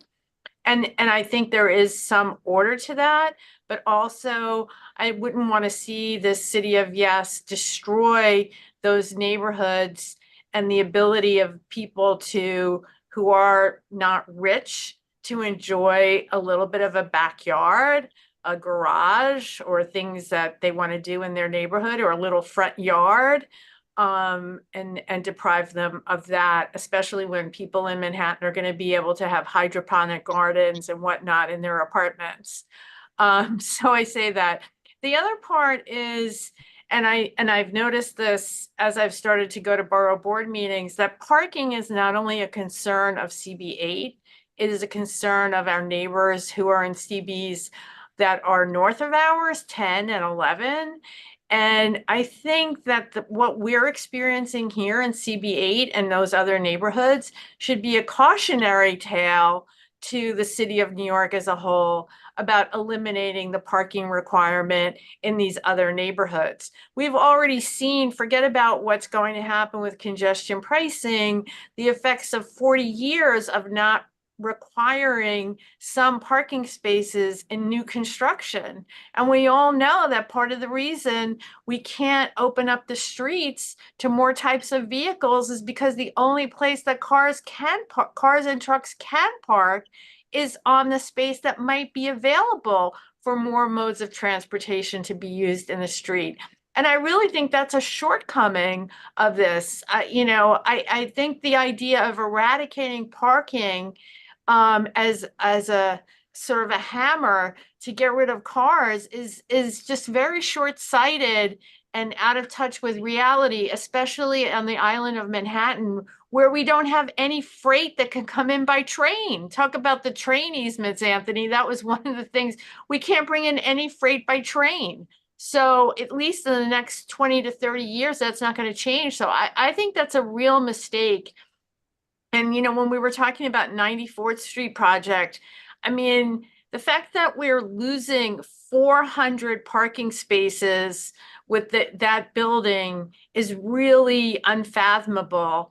And, still talking to Julie Menon and others about what that really means, especially with the advent of congestion pricing and people reporting to me that the prices of their garages have already gone up from like $500 to $800 right on the border of the congestion pricing zone. So, I mean, I think we should talk about more of that. I think this is great because we haven't even received we haven't even received a presentation yet from city planning, but I think all of these are good things to put together.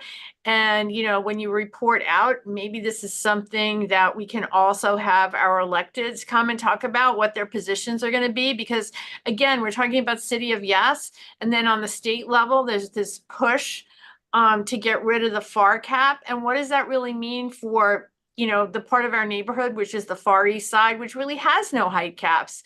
And the only height cap we have is almost like a FAR cap. And if we lose that, what's left? So this is all good. Thank you. Thank you, Valerie. Okay, Peggy. First of all, thank you so much, Anthony, for your wonderful proposal. It was so informative. My question centers on just how a number of us are very opposed to some of the provisions in the City of Yes proposal.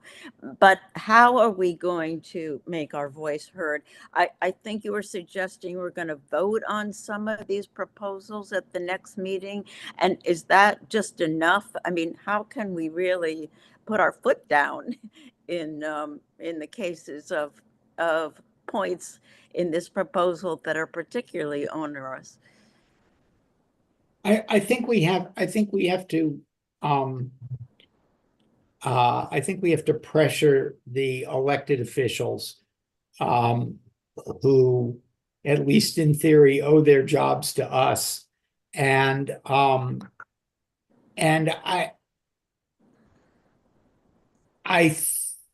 do believe that, this is just me personally, I do believe that they are in large part motivated by the shiny object of affordable housing, and somehow that there will be a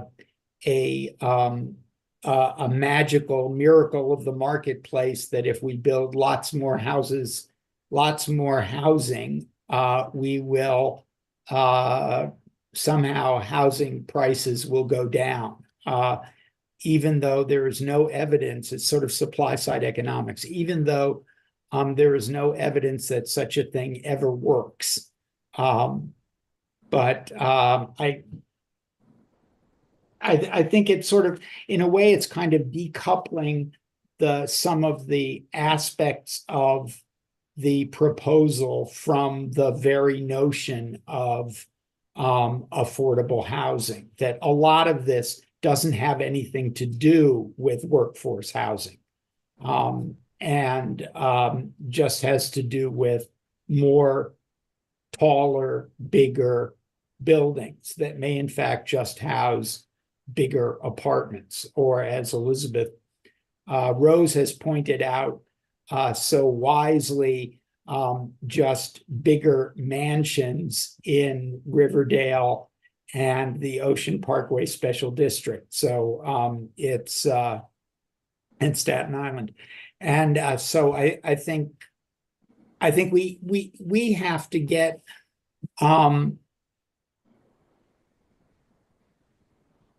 I think we have to get our elected officials to understand that there are aspects of this which are terrible ideas for us, for our community, and that there are other parts. Well, I'm sorry. So the way it's going to work, we're going to vote on these various provisions and then take it to the elected officials and have them speak about it? Or Valerie is shaking her head. No, what we're going to do is we're going to remember what we did for economic development, where we had sort of went through and got a sense of the board. Well, after we report out on this, we'll be doing much the same thing at full board, and crafting guess we did a resolution that will describe what it is that we are hoping that this accomplishes. Yeah. In other words, yes, this might be okay. This is terrible. You can't do this if you're also going to do that kind of. So it'll be a sense of the full board that is converted to a resolution. Okay, well, my final quick comment is that, well, effectively, most of the, more than 50% of the board is not on this Zoom program today. So Correct. how are they really going to understand? You know, we've put the time and effort to go through your excellent proposals. Will you be able to present all this to the board, or how will they know what they're really voting on? Maybe they won't vote the way we would like. Yeah, there's always that danger. I think Valerie was almost raising her physical hand. She is. Maybe we could unmute her. Yeah, I mean, the point of the zoning committee going through this in a very, methodical and easy and without much rush is that we haven't really even received our presentation yet from city planning on these topics. So this is going to give us, there was some, and rightly so, some consternation when we looked at City of Yes economic development, that we saw the presentation in November, and then all of a sudden, we were voting in December and January on 18 proposals. So the point of this, and this is all going to be taped, so other board members can go back and look at Anthony's presentations, and there's time for people to, cogitate on the proposals.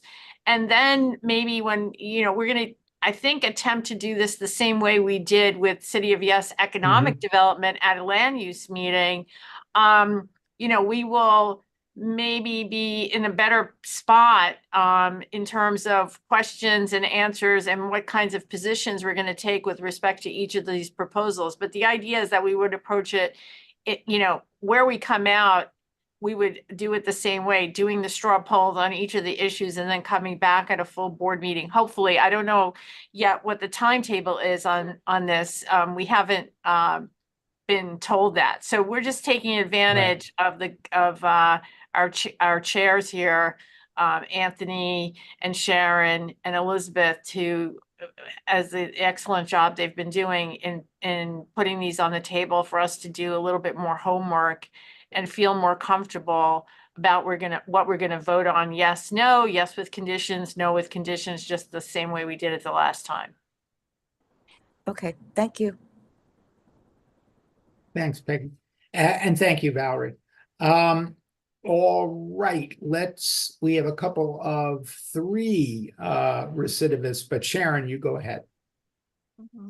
Thank you, Anthony, and I really appreciate everyone's comments. And I just would like to reiterate what Elaine Walsh said. And it is overwhelming, and it's overwhelming for all of us, but I would ask that we focus on really very direct specifics with regard to this proposal.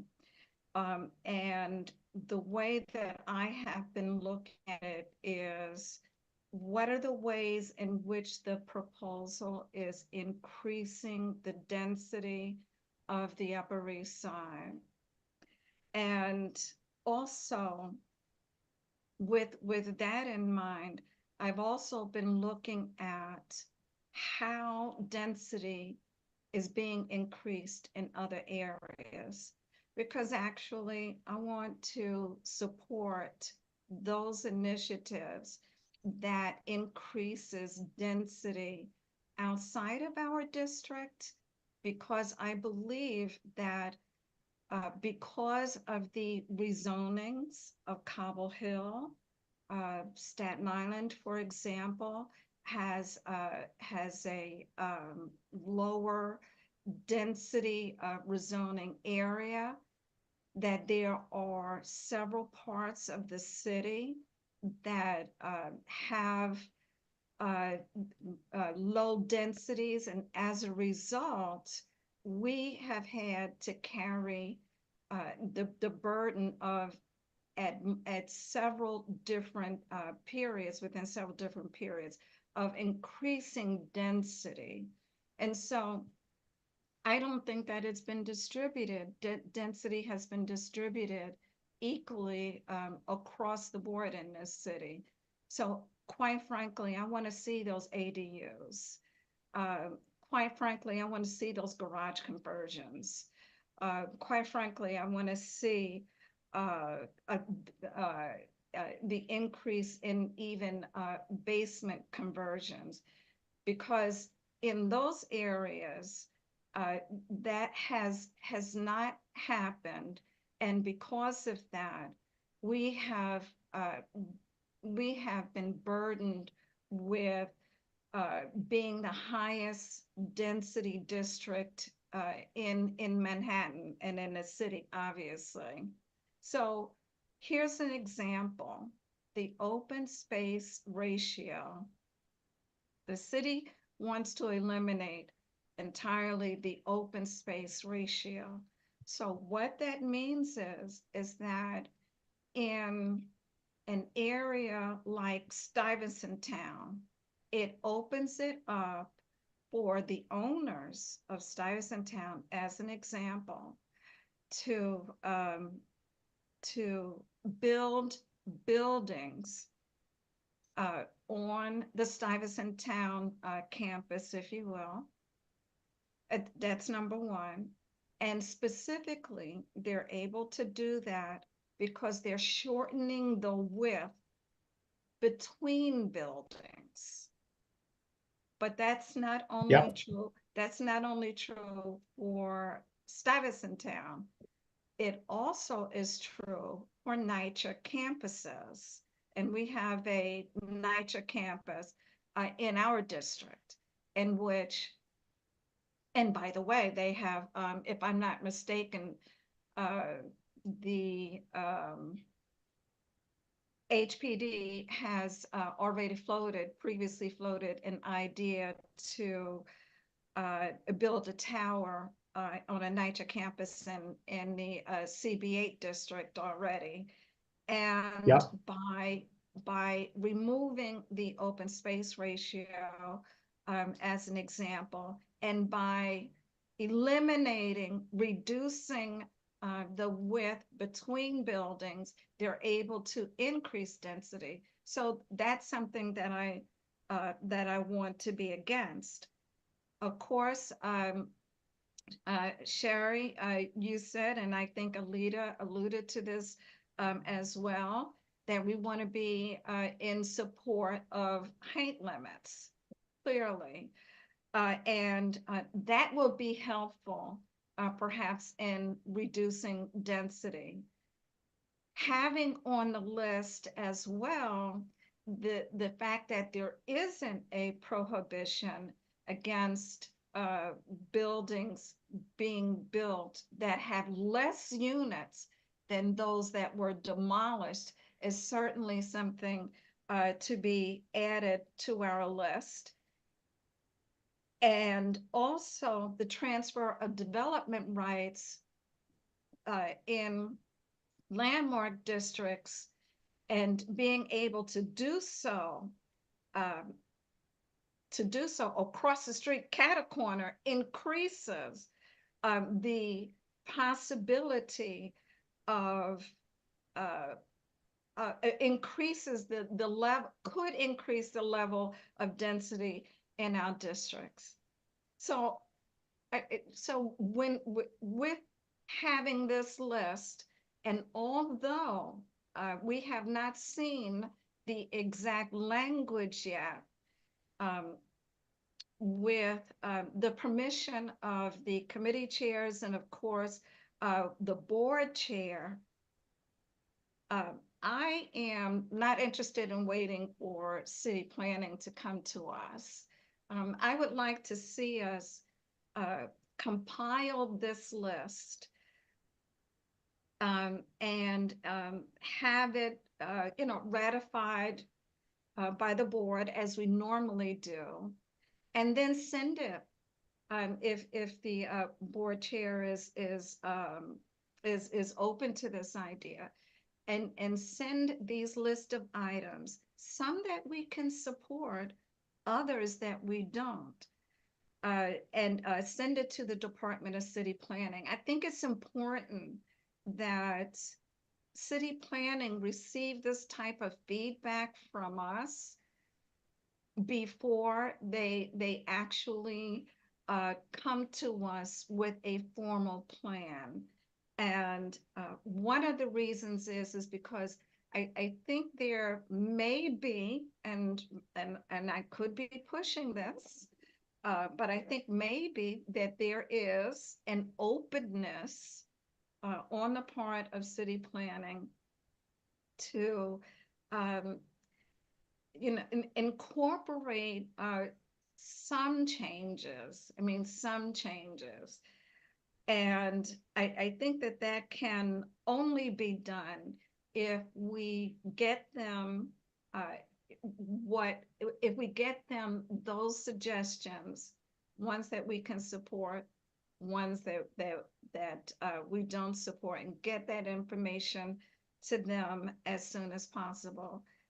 My last comment is with regard to faith-based institutions. I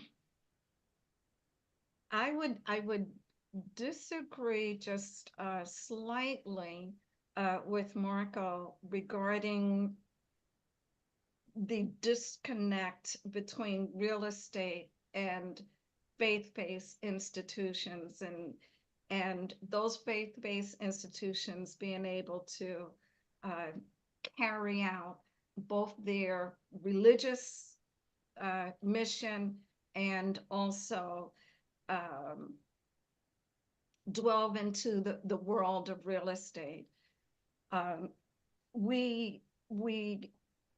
the reason why I disagree slightly is because particularly in communities in Upper Manhattan and outside of Manhattan, because there has not been leadership, city leadership and state leadership in providing affordable housing. Some faith-based institutions have really done a quite remarkable job of doing that.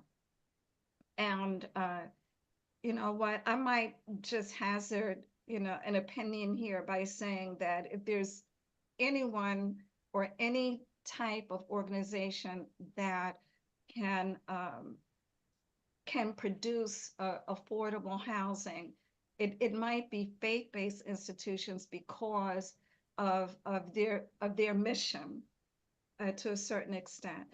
And I would draw your attention to Harlem Congregations for Community Improvement. They've done a fabulous job. The Abyssinian Development Corporation has done an extremely remarkable job, because they have focused only on producing affordable housing. And lastly, I just want to reiterate and circle back to the need to be specific, and the need to, certainly if the chairs of this committee agree, and also if the chair of the board agrees that this is a path that we might take, send our comments to city planning before they come and meet with us. And really appreciate your presentation, Anthony. Thank you so much. Thank you, Sharon. We have 4 people who want to speak again. So Juno, please. Juno, Michelle, Marco, and Alita. Sorry for the noise. I was going to say a lot of what Sharon already said. So I'll just say that I agree completely, and that will be my turn. Okay, thank you. Thank you, uh, Juno. And I actually forgot one thing. This proposal also, this proposal also focuses on dormitory and SROs, and also allows for a reduction of the size of apartments, by the way. Yep. So what that means is, in allowing for the reduction in the size of apartments, the standard, and I believe it's 680. I'm not sure. I'm not 100% certain, but I think it's 680. But allowing for a reduction means that there'll be smaller apartments that lean toward more studio apartments. One of the reasons this jumped out at me is obviously because we need to have a greater diversity of apartment types. I'm not suggesting we shouldn't have studio apartments, but we should have a greater diversity of apartments. And so these are, these are also, these two examples are also something that we should be adding to the list as well. Thank you, Anthony. Thank you, Juno. Thank you, Sharon. Yes, that was something that came up, I guess, last month. It was part of that first bit there. And it is, I think that the emphasis on smaller apartments, smaller in the sense of having fewer rooms or having that 500 square foot minimum, is something that works against, well, certainly works against families and,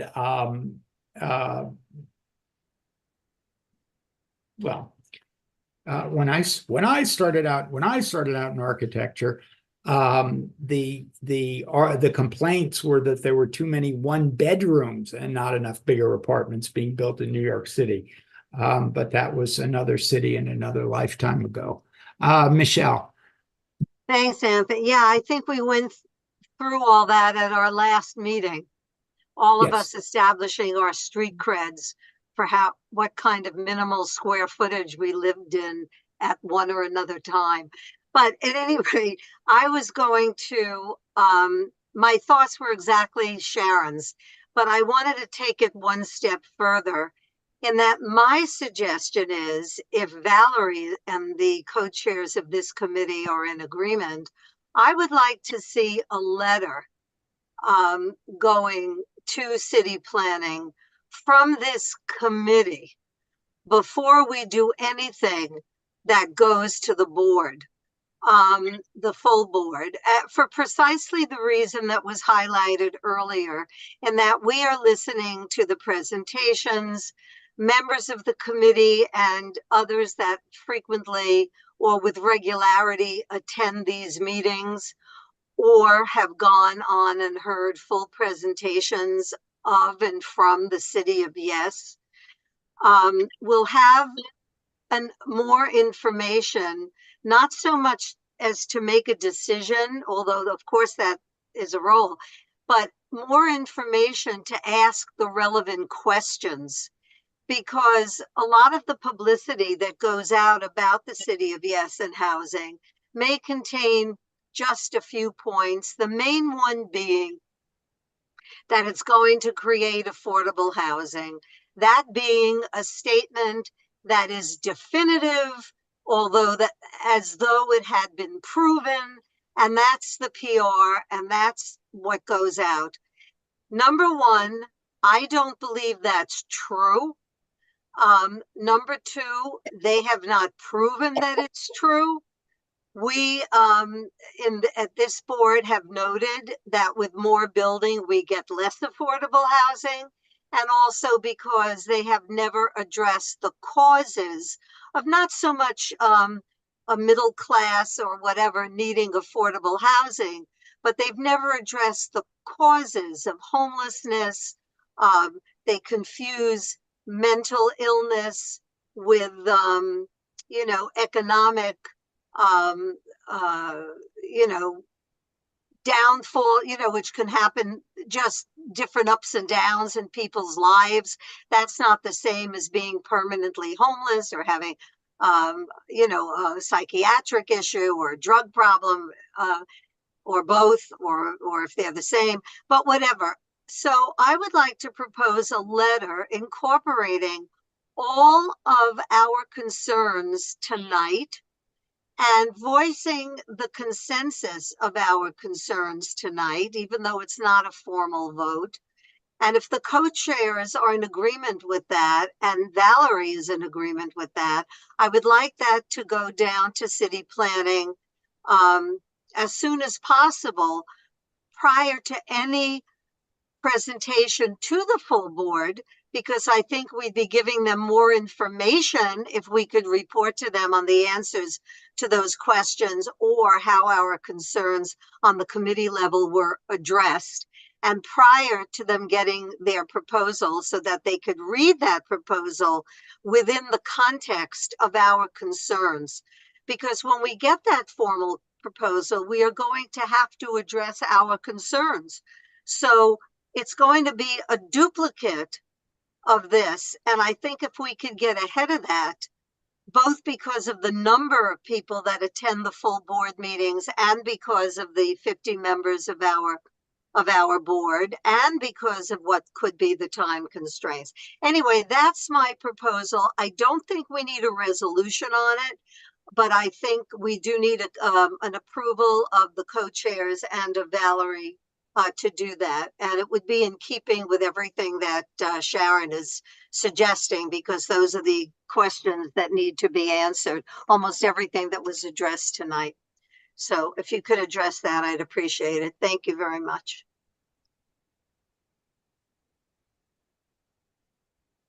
We lost So, our chair. so,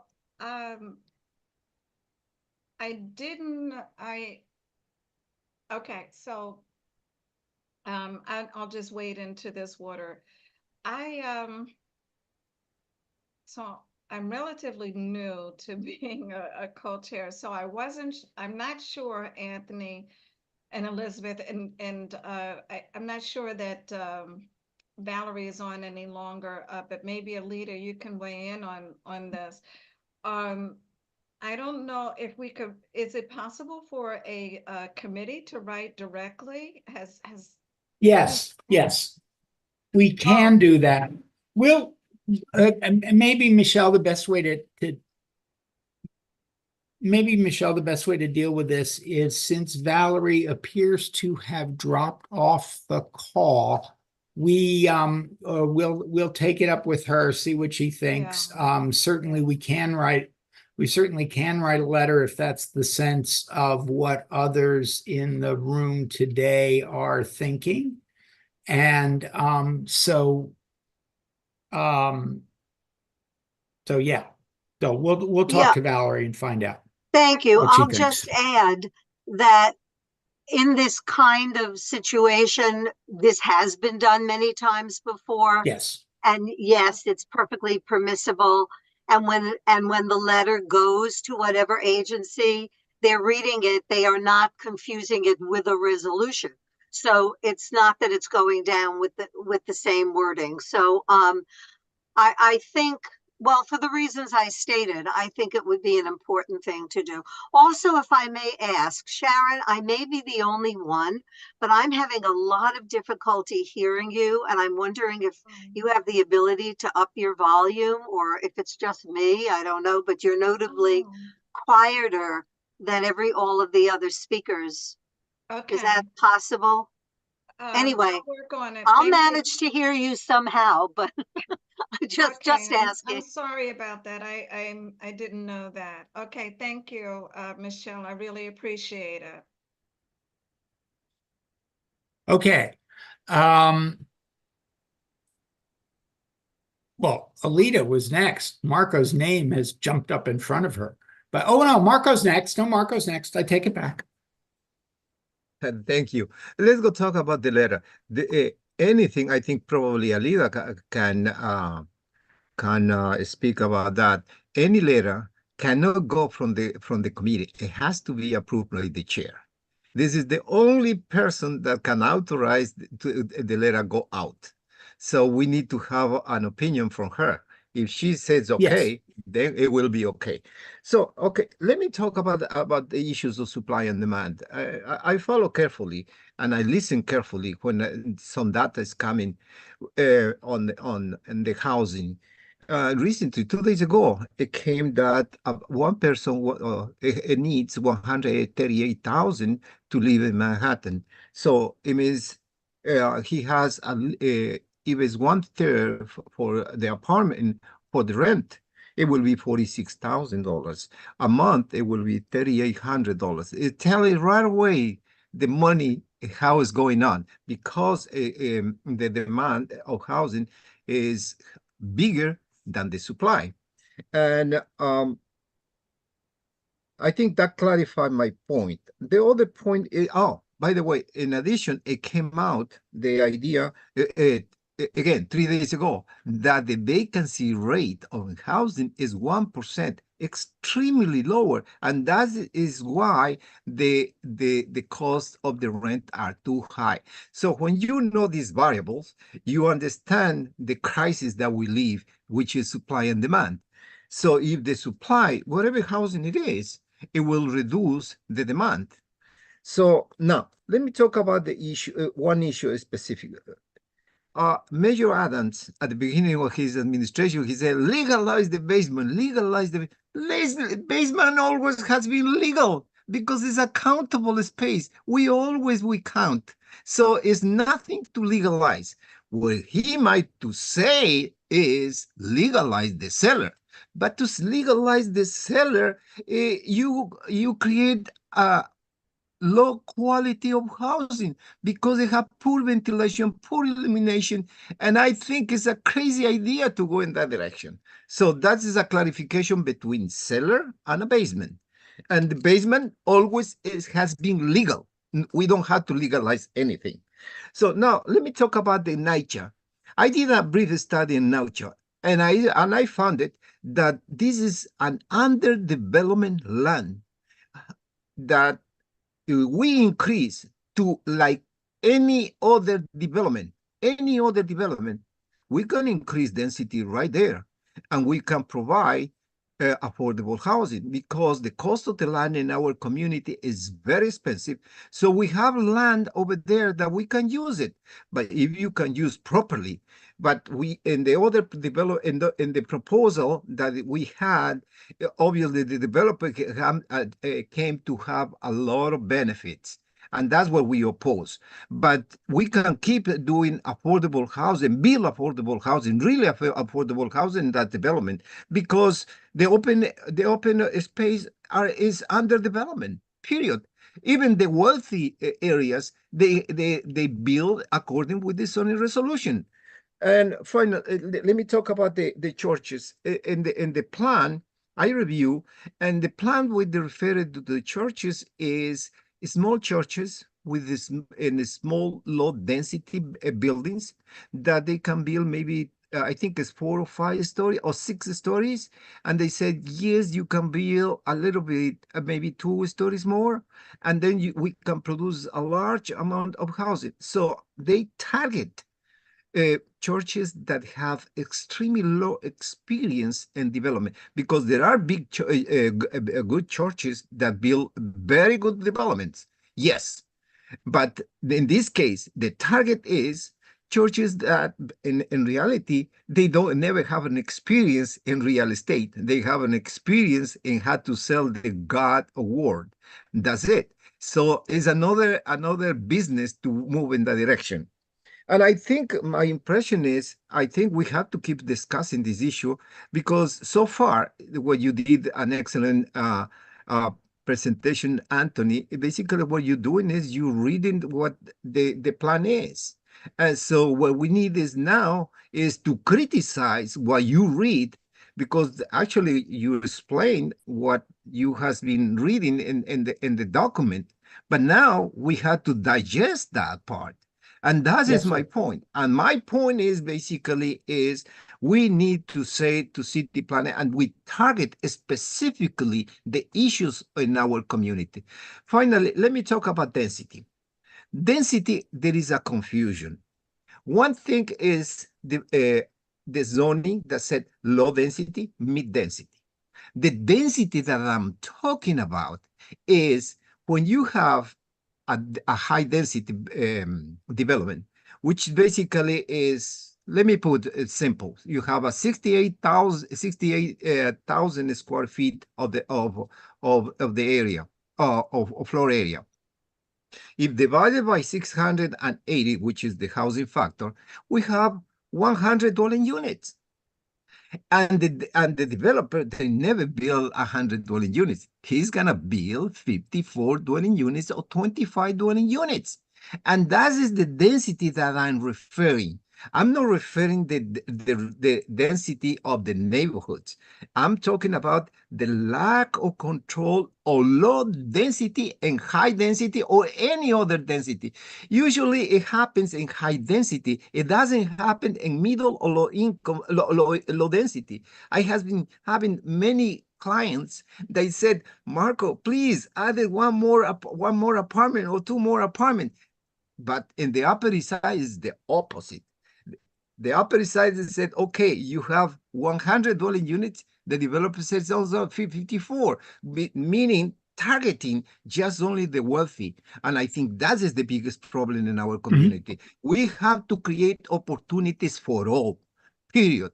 We have to produce wealthy, middle income, and low income families.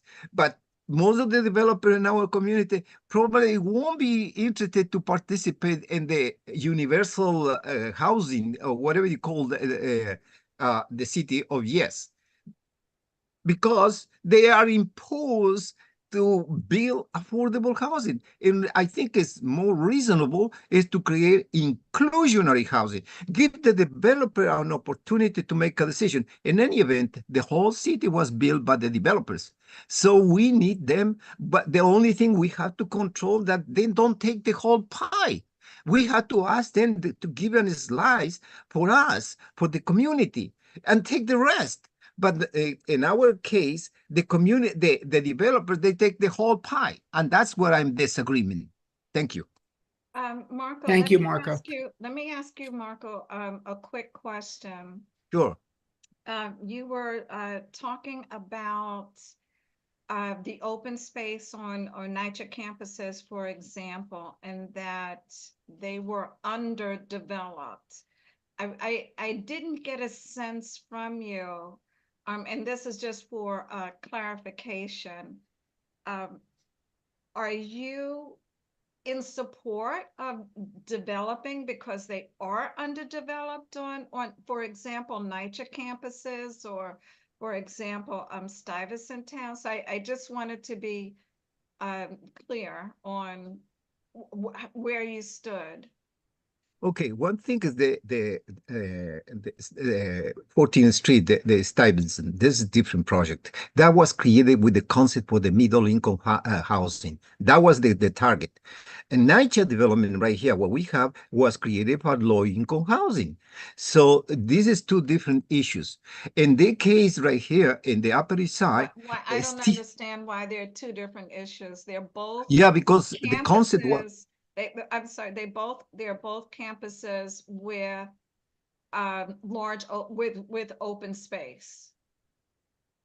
Yes, you're absolutely right. Right now, they want to make the Stuyvesant house, Mr. Garonik, he negotiate and he put the millions of dollars from the city to just hold to demolish this development to the Blackstone, that's the developer, and they give you a lot of millions of dollars just only to hold for 10 years. And Mr. Garonik, he said, after 10 years, I don't know. Whoever's come, that will be their problems. So Okay, this is a different development. Open space. I'm talking about the open space. Okay, so the open where space. You have mentioned that it was underdeveloped. Yes, so it is. Okay, let me put it. Are you saying that because it's undeveloped, that there can be some development, that it can support development, or are you saying the opposite? So I needed clarification on Okay. that. Okay, let me explain you. I studied the NYCHA development. One of the biggest problems over there is they are in a flood area. That means these developments at any time can either have structural problems. Secondly, the quality of housing right now is terrible, and therefore I did an exercise myself, and easily I can include without reducing any quality of housing in the or zoning resolution. I put 2,500 square feet in each lot. So it's 5,000 affordable units. Right now it's like 1,200 square feet, 1,200 apartments. So you can increase and you can maintain the open area as per zoning resolution without changing anything. Just only follow the zoning resolution is able to put around 5,000 affordable units. And right now is, if I'm not wrong, is I think it's 1,300 dwelling units. So it's under development. And you can have your rear yard,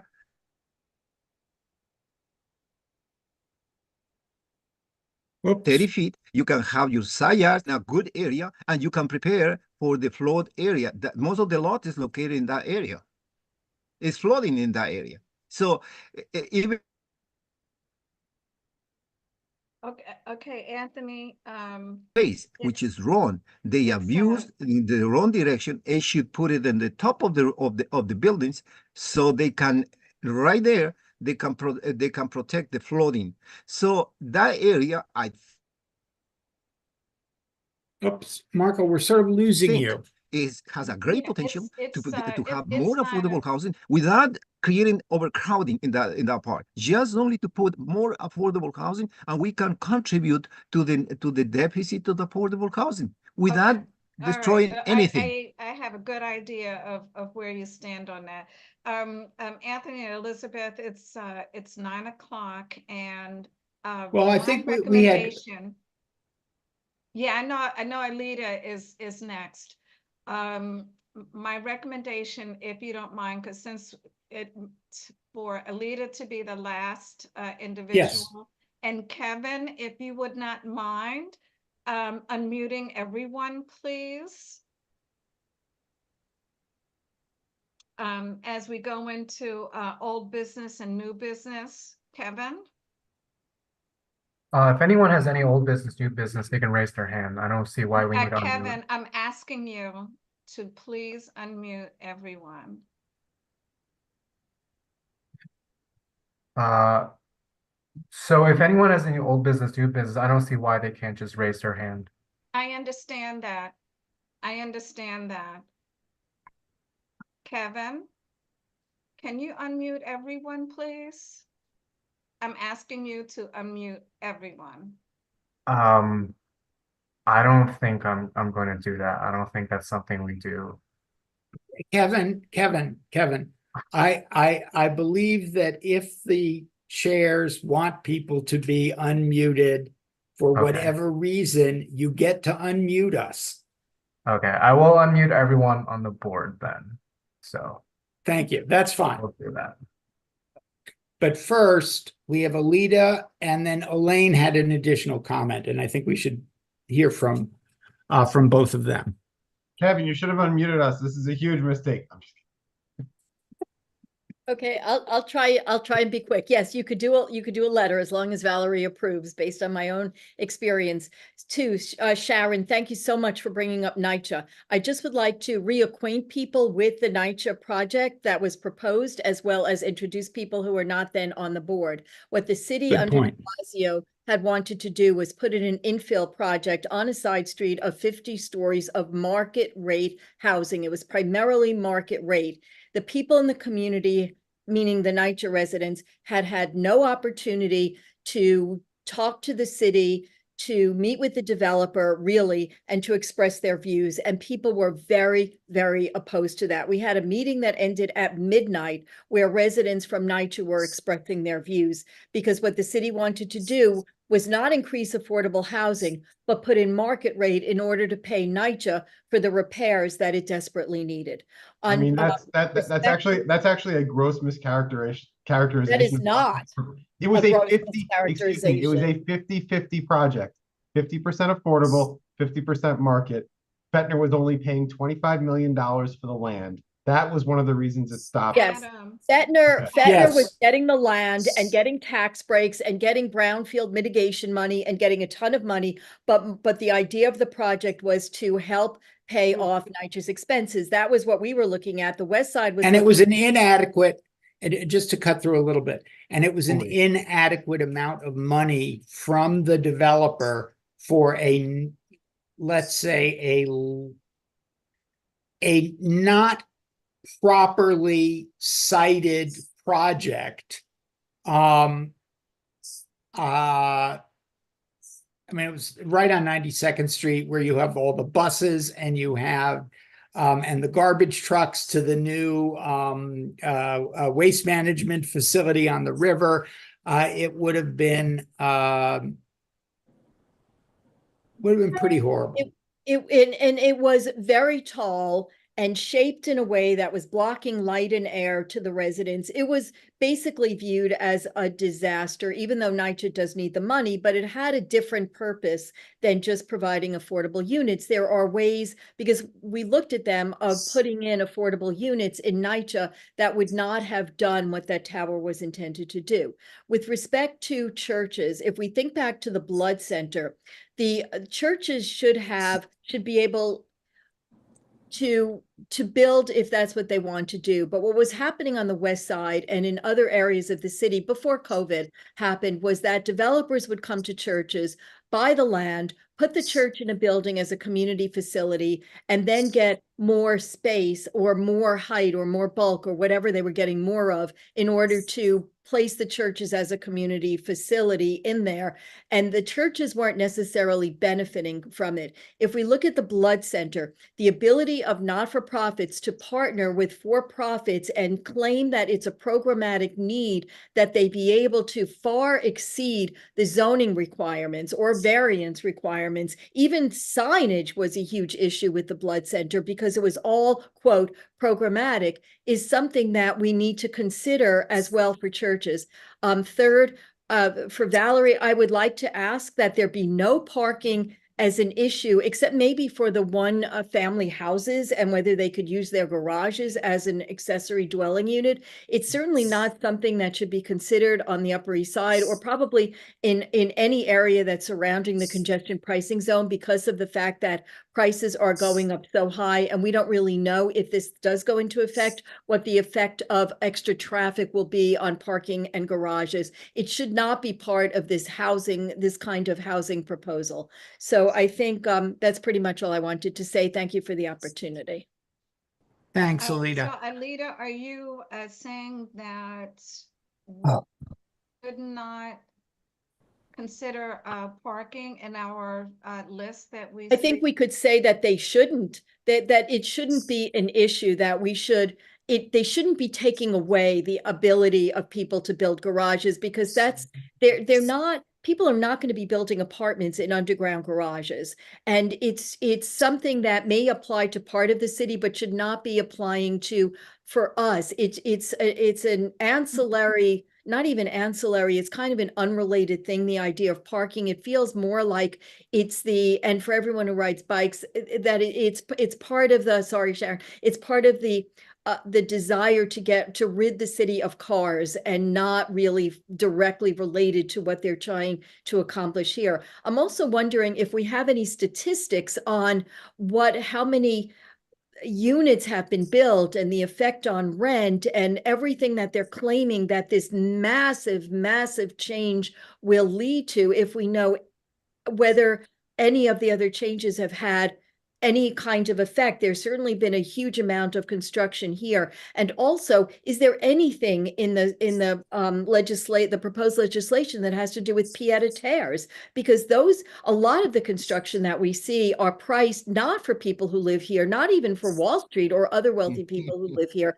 but for people for whom it's a second, fifth, eighth house, and they're willing to spend tens of millions of dollars because it just adds to their real estate portfolio. Or they don't even come here, they just view it as an investment. And those people use infrastructure, they use electricity, they use water, they have garbage trucks, they use all kinds of things without actually contributing to the community. And without addressing that, again, this legislation falls short. So I just wanted to make that point as well, both on as you mentioned, again, Sharon, the idea that they're building fewer units than they're taking down, and that a lot of the construction has to do with people who don't even live here. It's certainly not fulfilling a basic housing need.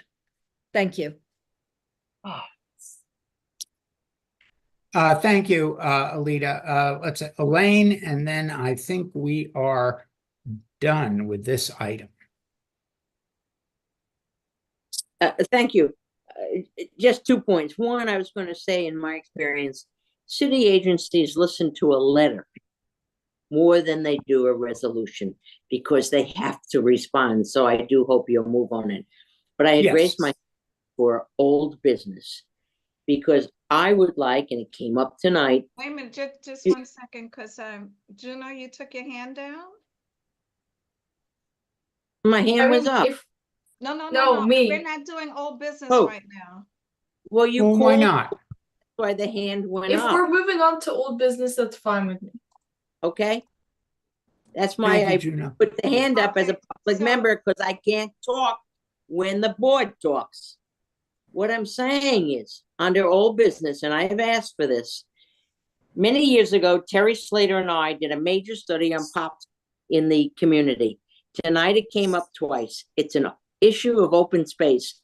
I'm asking, please, for this committee to reach out to city planning and come back to us with a report about what is going on with our space related to POPs.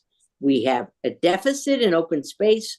The POPs provided it, and it is the basis for all the tall buildings that went on, that the city then says to us, you already have tall buildings. We have tall buildings because a deal was done with the developers. And we were to get open space. And let me tell you, the study will show that the co-op owners who have open space on their property have no idea of their responsibility for it to be accessible, including open space on Park Avenue. And there are regulations where pre-ADA, 79th Street, between 2nd and 1st, 301, has no accessibility for the disabled. I'm asking for this to become an agenda item because everybody in the community complains about open space. We need to know what is going on with the 93 sites. And if you need to see the study, it should be on your website. If not, ask Will, where's the study? I have a hard copy. Sure. I'm glad to share. Thank you. Okay. Can I just say one more thing quickly? Just one second, Alita. Thank you. I want to ask Kevin one more time to unmute everyone on the Zoom call.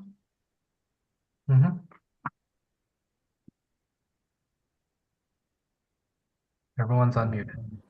I appreciate it. Thank you so much, Kevin. They're not. Well, they have the Kevin. Is everybody unmuted? I want everyone on the Zoom call to be unmuted. Members of the public, as I look at the screen, are not unmuted. Michelle, my dear, I got this.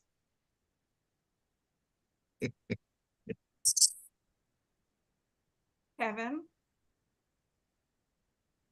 Yeah, so all the prompts were sent out. So if any member of the public. Does that include I'm sorry, does that include members of the public?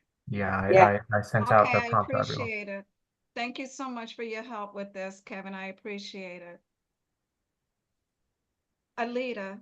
I just want to add something quickly. As long as we're writing a letter, if the city is intent on removing green space, that's something, or open space, we should ask for the things that we're going to lose as we get denser, if we do get denser, such as green space, such as school seats, such as increased sanitation, all of those things that they're not considering at all. Are things that we should ask for rather than having them reduced. They should certainly be increased to make up for the massive amounts of potential residents who want to live here. And that just doesn't mean only the Upper East Side or all of Manhattan, but the entire city. Thank you. Okay, good point.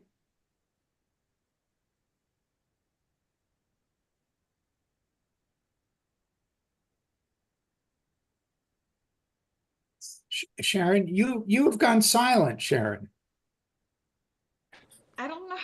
I don't know what's There going you go. There you go. Oh, okay. Oh, all right. Thank you. So we have a request from Elaine Walsh for POPs. So I think that that's under new business. I mean, yeah, I think that's under old business. Is there Old anything business. else? It's old business. Yes. Thank you, Elaine. Is there anything else under old business? New business? Alita? Has there been anything, and forgive me for not knowing, about lifting the FAR cap, anything from the committee? I don't remember anything at the board. We've spoken about it Maybe there should be last time, I think. Official. If you're going to write one letter, maybe you want to write two. If there is a consensus on lifting the FAR. You know Well, what? I think that that's something. I'm glad that you raised that. Can everybody hear me? Yeah. Yeah, I think that I'm glad you raised that, Alita. And maybe the board should go on record as whether we support lifting the FAR cap or not. Yeah. Marco, you're unmuted. You can chime in. Absolutely wrong. That is wrong because right now the developer with the transfer of area rights, they go in for the ratio of 13.22 to 20 floor area ratio, just only with the transfer. So, and we never receive affordable housing, no benefits at all. That means I oppose to increase the floor area ratio, by the way, because it has to create something better that we can produce all types of housing. And so far, the developer has been reaching huge, double than 10, and no affordable housing. That proves that to raise the floor area ratio is wrong. Thank you. Didn't we hear, it's Barbara, didn't we hear something? The state came to us. Adam, you'll remember, was it last year or something? And wanted to raise it. I thought we had a resolution to say we were against, it was the state, not the city, but we had something about the state not wanting to raise it. Am I right? So Marco, I see you shaking your head. Yes, okay. The FAR cap is established by the state. There are Right. very serious discussions at the legislature to raise the FAR cap as part of the grand housing bargain that is currently in stalemate. And Liz Kruger is not sure very what's gonna happen. supportive of raising it.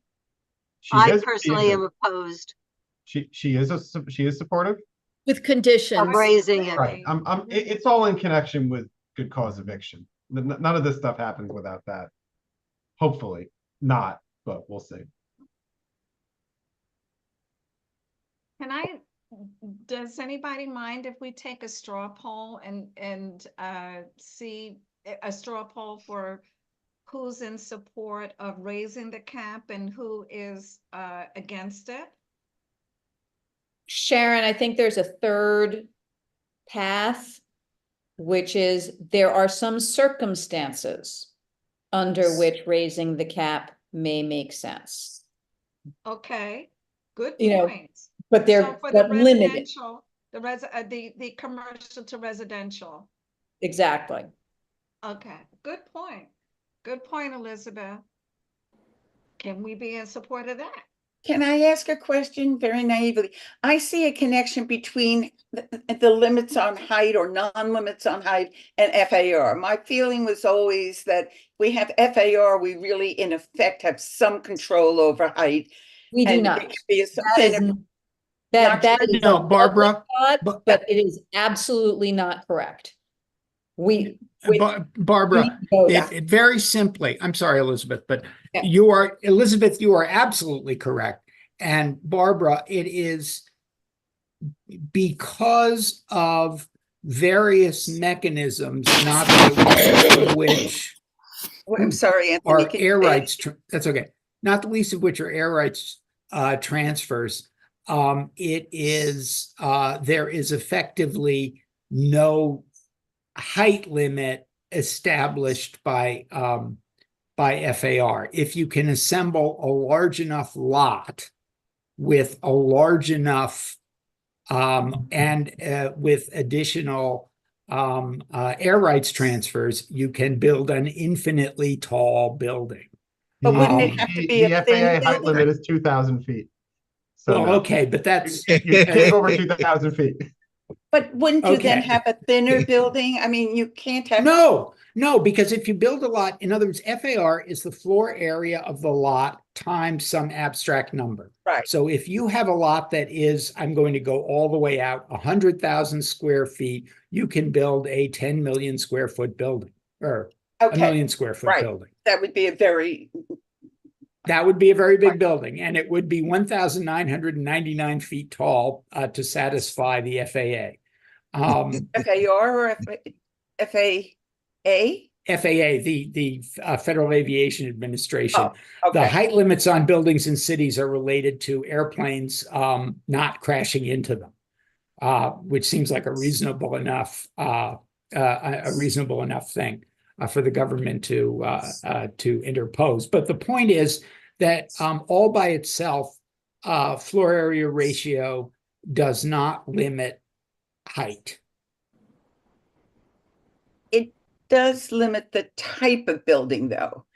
I mean, you could have a thin building. No, if you have no, a it doesn't. Unfortunately, it doesn't limit anything. That's why the city, with it in its corrupt bargain, I'm joking, with the real estate interests in the 1950s, went from a height and setback based zoning, which was the 1916 zoning, to this new concept of floor area ratio.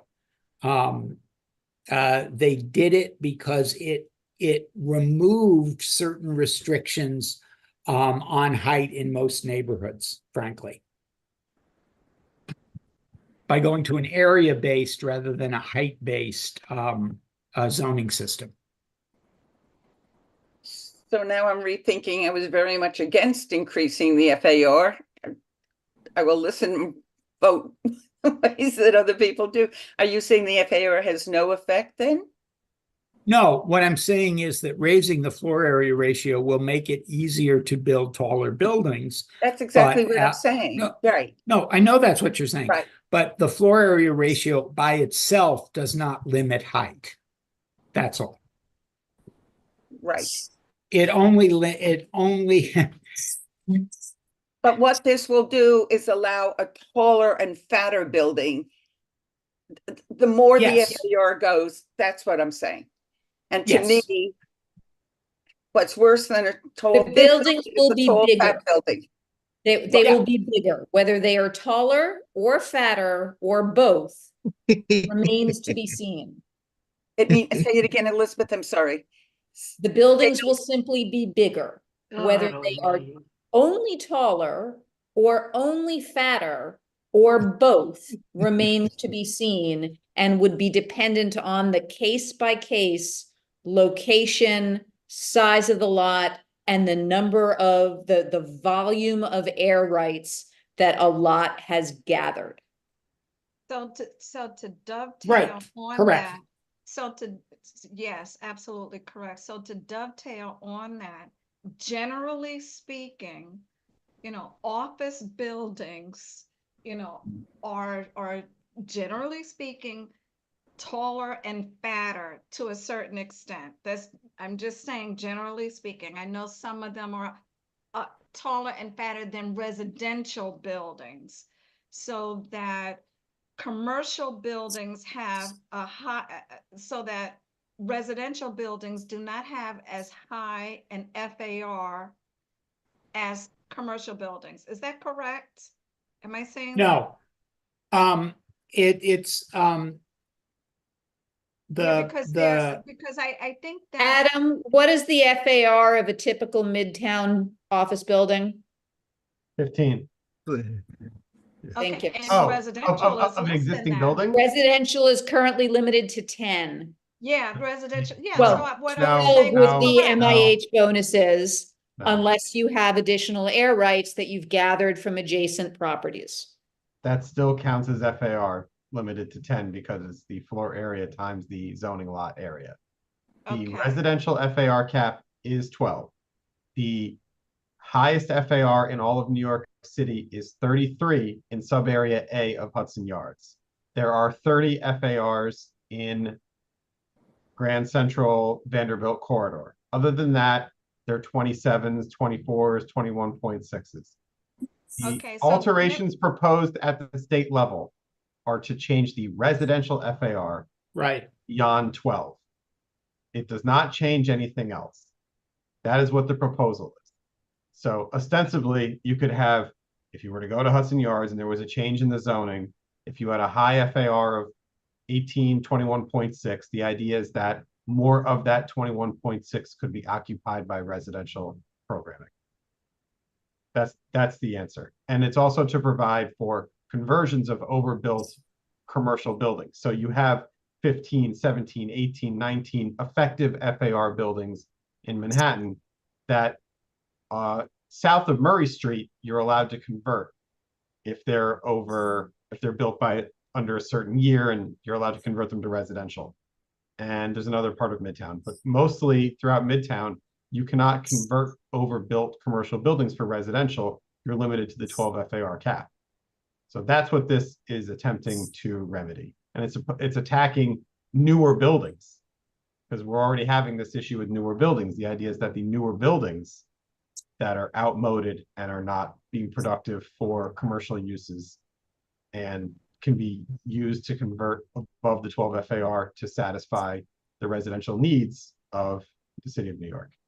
I think So it, wait a minute, I'm sorry. So Adam, thank you so much for that clarification and information. Really appreciate it. And thank you, Elizabeth, as well. So just to dovetail on that last point, is it some, so based on what you said, Adam, I could support removing. I can't hear you. Oh, okay. I can support, based on your last comment, I can support removing a commercial building that's at 15, 16 FAR. I can support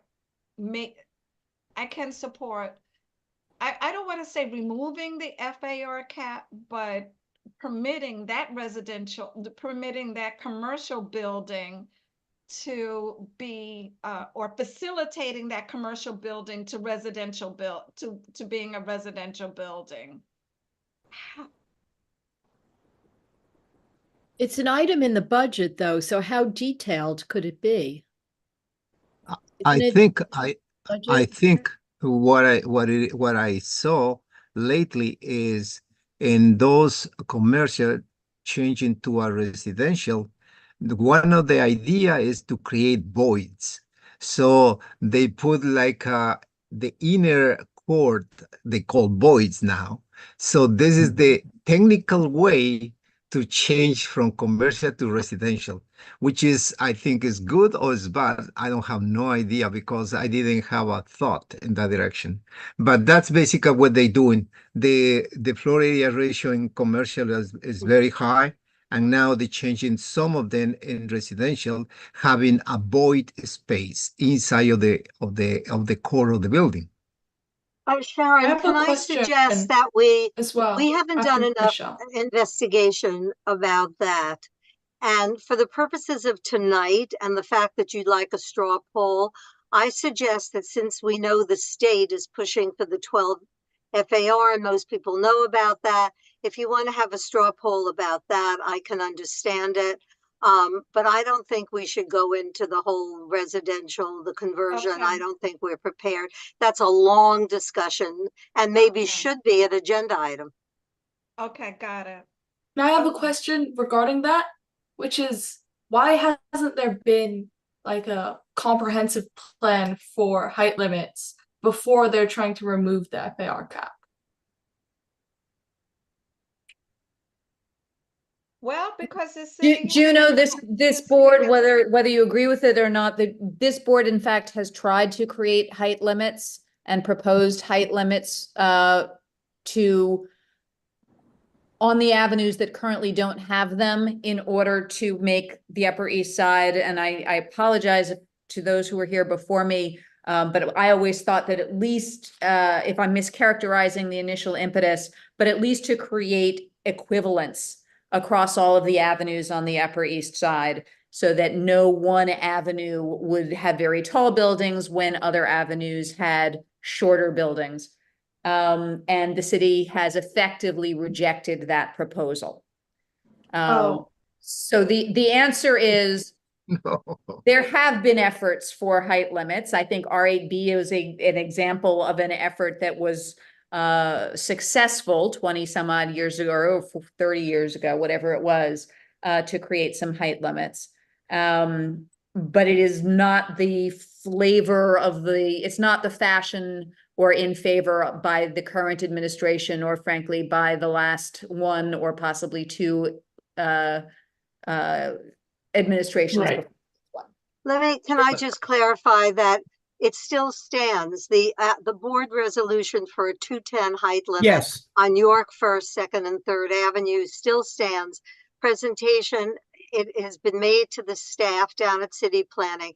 We have not yet received a formal rejection. However, the powers that be have made it clear that they are not in favor of height limits. And the premise of that is because they believe that the taller buildings yield more affordable housing. We have shown with Marco's investigation and very serious and intense study that in fact, the taller the buildings, the less density they are.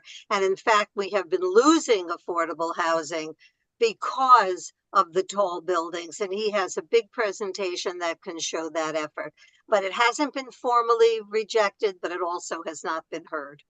The It's way also- that I see So it though if I could jump in, Juno, two things. One is that Elizabeth mentioned R8B. So the two height limit initiatives, if you will, has been Community Board 8's height limit proposal for 210 on the avenues. And then, several years ago, there was a community-wide effort to reduce heights on the mid-blocks. It was to prevent very tall buildings on the mid-blocks. It was thought that we should guide taller buildings to the avenues and not have them in the mid-block. So that's R8B. That's essentially the R8B zoning. So present day, we have 94th Street. That's a very good example where it's something that's happening on the mid-block, and it is effectively a tall building, but it appears certainly to be supported because it's going to have a number of affordable housing units. Now, one of the main reason for protecting the mid-block is so that it can retain its neighborhood character, so that on the mid-blocks, you're not stepping out, onto immediately Lexington Avenue or you know, or you know, Third Avenue. The mid blocks are where you can, you know, parents can walk with their children, you know, easily in the neighborhood. Okay, thank you, Michelle. Let's move along. Yeah, thank you, Okay. Michelle. Yeah, thanks, Sharon. I understand that. It just seems like they're trying to remove the FAR cap, but there isn't like an alternative already in place. Anyway, that was just my thoughts on that. You can continue with the straw poll or whatever. Do we want to do a straw poll or No, not? I don't think we should. I think Okay. it is now after 9:30. I think all of us, I can certainly speak for myself, are either hungry or tired or both. And I also think that we have not had adequate discussion specifically on this issue and what it means, aside from the what its implications would be for our district. So I think that. Okay, you got it, Anthony. But we do have a consensus on the letter, am I correct? And the Yeah. will Yeah, speak we're to going a to check leader. with Valerie. But do we have a Excuse me, with consensus? Valerie. Hi, Correct. do we have a consensus on the main points of the letter? Well, can we know? see the letter if Valerie accepts doing it? Can we see the letter before it goes out so that we know that all the points, we can help the co-chairs make sure that all the points are in there Right. for the committee members or whatever? You know what? I trust our co-chairs. I trust Valerie. You don't want to wait another month in order to. No, I don't think we need to wait a month for sure. Well, can we talk about it just for can't 2 have a million seconds tonight? pens. We have co-chairs. No. I think, thank you, Elizabeth. Trust us, we'll get everything in. Absolutely. Yes, Okay, and anybody who wants to make sure points in, just email us. Just send us an email. Yeah. Oh, I love it. Yes, I love it. Okay, thank you for chiming in on that, making that a recommendation, Elizabeth. So that's Motion a very to good adjourn. segue. Elizabeth Rose? Motion to adjourn. Second. I like that. Thank you. Yeah. Thank you you. all very Thank much. you. Thank you. Wonderful conversation. Thank you, Kevin. Thank you. Appreciate your help with this.